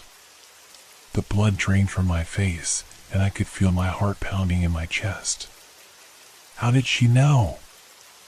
I haven't, I said, trying to sound casual, but I could hear the tremor in my voice. She tilted her head, her expression unreadable. I've been doing some research, she said quietly. You're not the first person to feel something strange in that water. My stomach dropped. What do you mean? Laura took a deep breath, her gaze flicking to the side as if she were trying to gather her thoughts. There have been stories for years.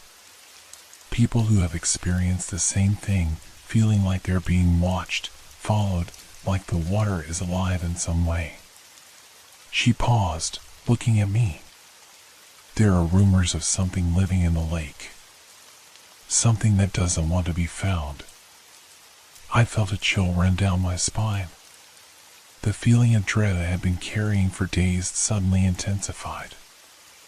I couldn't speak. I didn't want to believe her, but I knew deep down that she was right. The shadows, the feeling of being followed, the nightmares, it was all connected. Do you know what it is? I managed to ask, my voice barely above a whisper. Laura shook her head. No one really knows. But I've been trying to find out. There are old records, some accounts from people who lived here long before us. Some say it's a spirit, others say it's something older, something more ancient. But whatever it is, it's connected to the water. And it's not something you can escape easily. I didn't want to hear any more. The idea of something ancient, living in the water, waiting to claim me, was too much. But I couldn't shake the thought. The shadows were real, and they were waiting for me. They were pulling me back to the lake. I didn't sleep that night. And the following day, as I stood at the edge of the lake once more, I knew I had no choice but to face it. The shadows were calling me. The water was waiting. And whatever was lurking beneath the surface, whatever had followed me home, was ready to claim me. The sun was setting when I arrived at the lake, casting long shadows over the still water. The place looked peaceful, almost serene, but I knew better. I could feel the weight of it pressing against me, pulling me toward the water's edge. It was as if the lake itself was alive, aware of my presence, and waiting for me to make the first move.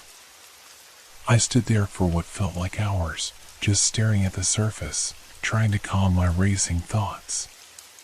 Laura's words echoed in my mind, but the more I thought about them, the more my fear grew. Something ancient, something dark, was watching me. It had been waiting for me to return. Taking a deep breath, I stepped closer to the water. The cool breeze brushed against my skin, sending a shiver through my body. I could hear the soft ripples of the water as it lapped against the shore, but the sound felt wrong, somehow. It was too deliberate, too rhythmic, like something was moving beneath the surface. My heart pounded as I crouched down, dipping my fingers into the water. The chill of it seeped into my skin, but it wasn't just the cold. There was something else, something almost electric, that pulsed through the water, sending a tremor through my body. I jerked my hand back, suddenly aware that I was not alone. Something was down there. Something was watching me. I could feel its gaze, cold and unyielding, boring into me from the depths. Then I heard it. A low, guttural sound coming from the water. It was faint at first, like a whisper, but it grew louder, more insistent, until it was a growl or rumble deep within the lake. The water began to swirl, as if something was rising from the depths, something huge, something powerful. My breath caught in my throat as I scrambled back from the edge, my heart racing. The sound grew louder, a deep, rhythmic thumping, like a heartbeat thumping from the depths of the water. I could see movement beneath the surface, dark shapes shifting, circling. I wanted to run, but my legs felt frozen, heavy. It was like the water had a hold on me, pulling me closer with each passing second. And then I saw it. A shape, a figure, rising slowly from the water. Its form was indistinct at first, just a shadow, but as it rose higher, I could make out more details, long, slender limbs, twisted and unnatural, dragging itself from the depths with a horrible, jerking motion. The creature's skin was slick, almost translucent, and its eyes gleamed with an eerie, predatory glow. I stumbled backward, my body screaming for me to run, but my feet were rooted to the spot. The creature's eyes locked onto mine, and in that moment, I knew it wasn't just watching me. It was waiting for me. A voice, not in words but in feelings, pierced my mind. It was a cold, insidious presence, pressing against my thoughts, pushing me toward the water. Come closer, it seemed to whisper. You can't escape. You're already mine. I could feel my heart hammering in my chest, panic rising like bile in my throat. I knew I had to leave, but I couldn't tear my gaze away from the creature. Its form seemed to shift and stretch, its limbs elongating and twisting in unnatural angles. It was rising from the water like a nightmare come to life, a being made of pure darkness, its very presence warping the world around me. But then, just as quickly as it had appeared, it was gone. The water settled, calm once again. The shadows retreated, leaving only the stillness of the lake. I stood there, trembling, unsure of what I had just witnessed. Was it real? Or had I imagined it? The fear in my chest told me it was all too real. I didn't wait to find out. I turned and ran, my legs moving of their own accord, my heart racing with every step. I didn't stop until I reached the safety of my car, slamming the door behind me and locking it with trembling hands. I drove home in a daze, the image of the creature still burned into my mind. It wasn't just a shadow in the water. It was something ancient, something alive, and it had been watching me. That night, I couldn't sleep. Every time I closed my eyes, I saw its eyes, those glowing, predatory eyes, staring at me from the depths. The whispers filled my mind, that cold, alien voice telling me I could never escape. And then, the dreams came. The same dream, but this time, I wasn't standing at the edge of the water. I was drowning in it. The water filled my lungs, cold and thick, and I could feel the pressure of the lake's dark depths pulling me down. The shadows surrounded me, their twisted limbs reaching for me, their cold touch seeping into my skin. I woke up gasping for air, my heart pounding in my chest. But even as I tried to shake off the remnants of the nightmare, I could still feel it, the presence, watching me from the corners of the room. It wasn't over. It had just begun. The days that followed felt like a blur. I couldn't escape the feeling that something was watching me. I tried to go about my usual routine, work, errands, the mundane tasks that filled my life, but it felt like I was always on edge. The shadows followed me everywhere. The same, creeping presence that I couldn't shake, no matter where I went. I avoided the lake after that night. I couldn't bring myself to go back, even though I knew deep down I couldn't stay away forever. It was as if the lake had already claimed me, like I was a part of something much bigger, something I could never understand. Every time I closed my eyes, I could see the water, dark and inviting, calling me back to its depths.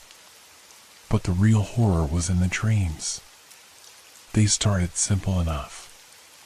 Just flashes of dark shapes beneath the water, the sensation of being pulled under. But over time, they became more vivid, more real. In my dreams, I was no longer standing on the shore, watching the water. I was in it. The cold, murky depths pressed against me as I sank lower and lower, the water growing darker with every breath I took. I could hear the soft whispering, that strange, foreign voice, growing louder and clearer with each passing night. Come closer. Join us.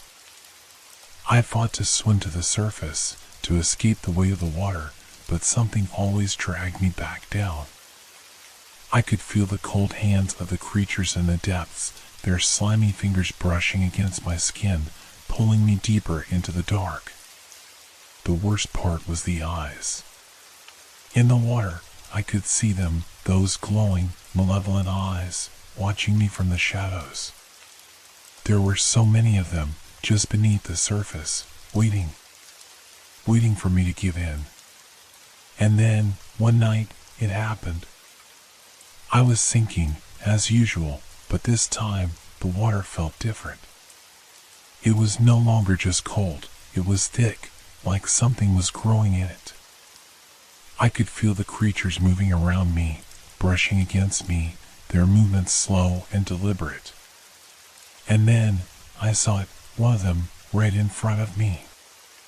A face, half submerged in the water, its eyes locked onto mine. The skin was pale, almost translucent, and the mouth stretched wide in a grotesque, gaping grin. The creature's teeth were jagged, sharp, and as it smiled at me, I could hear that same whispering voice, not in my mind this time, but in my ears. "Join us. You belong here." I screamed, but the water filled my mouth, choking me. The creature reached out, its long fingers curling around my throat, pulling me closer to its twisted face. I could feel its breath, cold and foul, against my skin. But just as it was about to drag me under, I woke up. I sat up in bed, gasping for air, my heart racing. Sweat drenched my clothes, my skin tingling with the aftershock of the nightmare. The room was dark, but I could still feel it, the presence. It was there, in the corner, waiting. I turned my head, my eyes scanning the room, but there was nothing. No creatures, no eyes, no whispering voices. Just the eerie silence of the night. But I knew it was only a matter of time. I couldn't outrun it, and I couldn't ignore it. The lake, the creatures, the voices, they were all a part of me now. I was connected to them in some way I couldn't understand. And I knew, deep down, that I had to return to the lake. I tried to rationalize it. Maybe I could face my fears. Maybe I could confront whatever was lurking in the water. Maybe I could stop the nightmares once and for all. But I wasn't sure I could. I wasn't sure I even wanted to. The next day, I found myself driving back to the lake, the familiar road stretching out in front of me like an inevitable destination. I didn't know what I expected to find there. Answers, maybe. Or at least some way to end the constant terror that gnawed at me every second of every day. As I stood on the shore, staring out at the water, I felt it again, the pull, the weight of the lake's presence, heavy and suffocating. I could almost hear the whispering voice in the back of my mind, urging me to come closer. And I did. I waded into the water, the cool chill wrapping around my legs. The deeper I went, the more I felt like I was being drawn into something larger, something beyond my control. The water was smooth, like glass, and yet I felt the strange, unsettling sensation that something was watching me from below. The feeling was oppressive, like a pressure against my chest, pushing me deeper into the lake. I took another step, then another, until I was waist deep in the water. I could feel it, that horrible presence, surrounding me. The water was no longer just cold, it was alive, a living, breathing thing, and it was hungry. I could hear the creatures now, their whispers echoing in my ears, as if they were right next to me. But when I turned, there was nothing. Just the still, dark water stretching out in front of me. But then I saw something. A ripple, a disturbance in the water. And then, a shape, large, dark, and moving beneath the surface. My heart skipped a beat as the creature rose slowly, its form distorted and twisted by the water. Its eyes glowed, just like in my dreams, and it locked onto me, drawing me in. I knew I had no choice. I had come too far. And in that moment, I understood what it wanted. It wanted me to stay, to be a part of it. It was only then that I realized the truth. The lake was never going to let me go. The water swallowed me whole, pulling me under with a force I couldn't resist. I tried to scream, but the coldness flooded my mouth, choking me. The pressure on my chest grew heavier, and for a moment, I thought I might lose consciousness. My limbs felt numb, and the world above the surface was a distant, fading memory. But then, the darkness didn't feel like drowning anymore.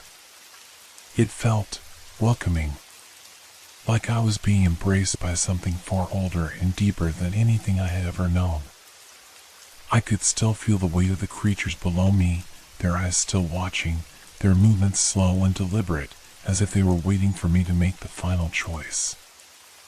I reached out, instinctively, my fingers brushing against the cold, slimy surface of something beneath me. It was a wall of water, thick with life and movement, pulsating like a heartbeat. A shiver ran through my body as I realized that this was no ordinary lake. No, this was something else. A place where time and space twisted in ways that I couldn't comprehend. I could hear the whispers again, louder now, more insistent. Come closer. Become one with us. The voice was no longer just an echo in my mind. It was real. I could feel it vibrating through the water, wrapping around me, pulling me deeper into the abyss. The creatures had gathered around me now, their eyes glowing with an unnatural light. There were dozens of them, their pale forms rising just beneath the surface, their twisted, gaping mouths opening and closing as if speaking in a language I couldn't understand. But somehow, I understood their message perfectly. You are ours now. The realization hit me like a punch to the gut. This wasn't just a dream or a nightmare. It was real. The creatures, the lake, they had been waiting for me, luring me in, drawing me into their world.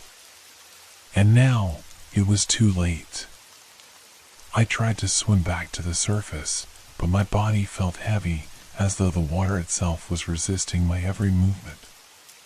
My legs kicked, but the effort seemed futile, like I was trapped in a cage of liquid. The more I struggled, the more the pressure built, until my chest burned with the lack of air. I looked down, trying to focus on something, anything, but all I could see were those glowing eyes. They surrounded me, closing in from all directions. I could hear their whispers, louder now, as if they were inside my mind. Join us. Forever.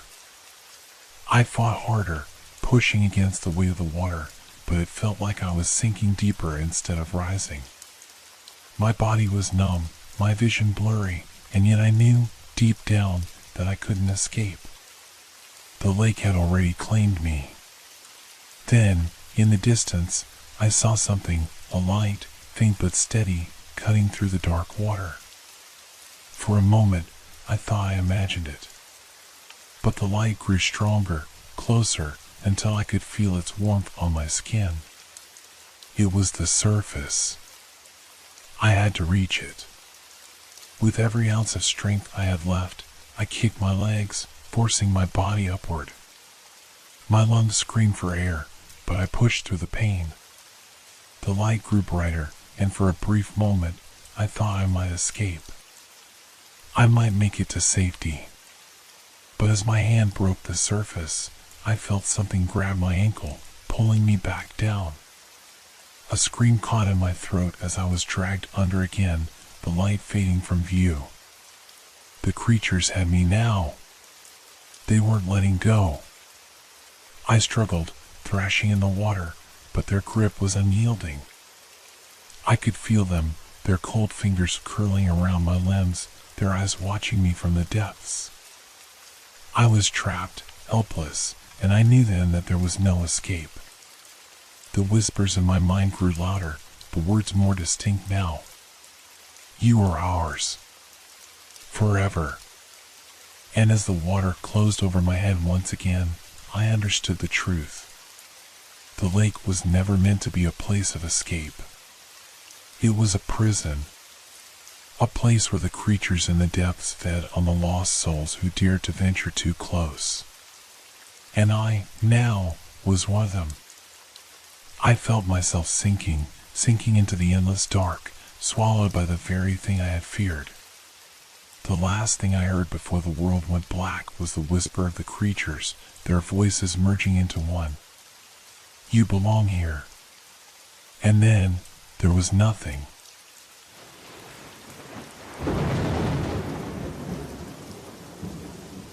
Hope your dreams are filled with fear. Good night.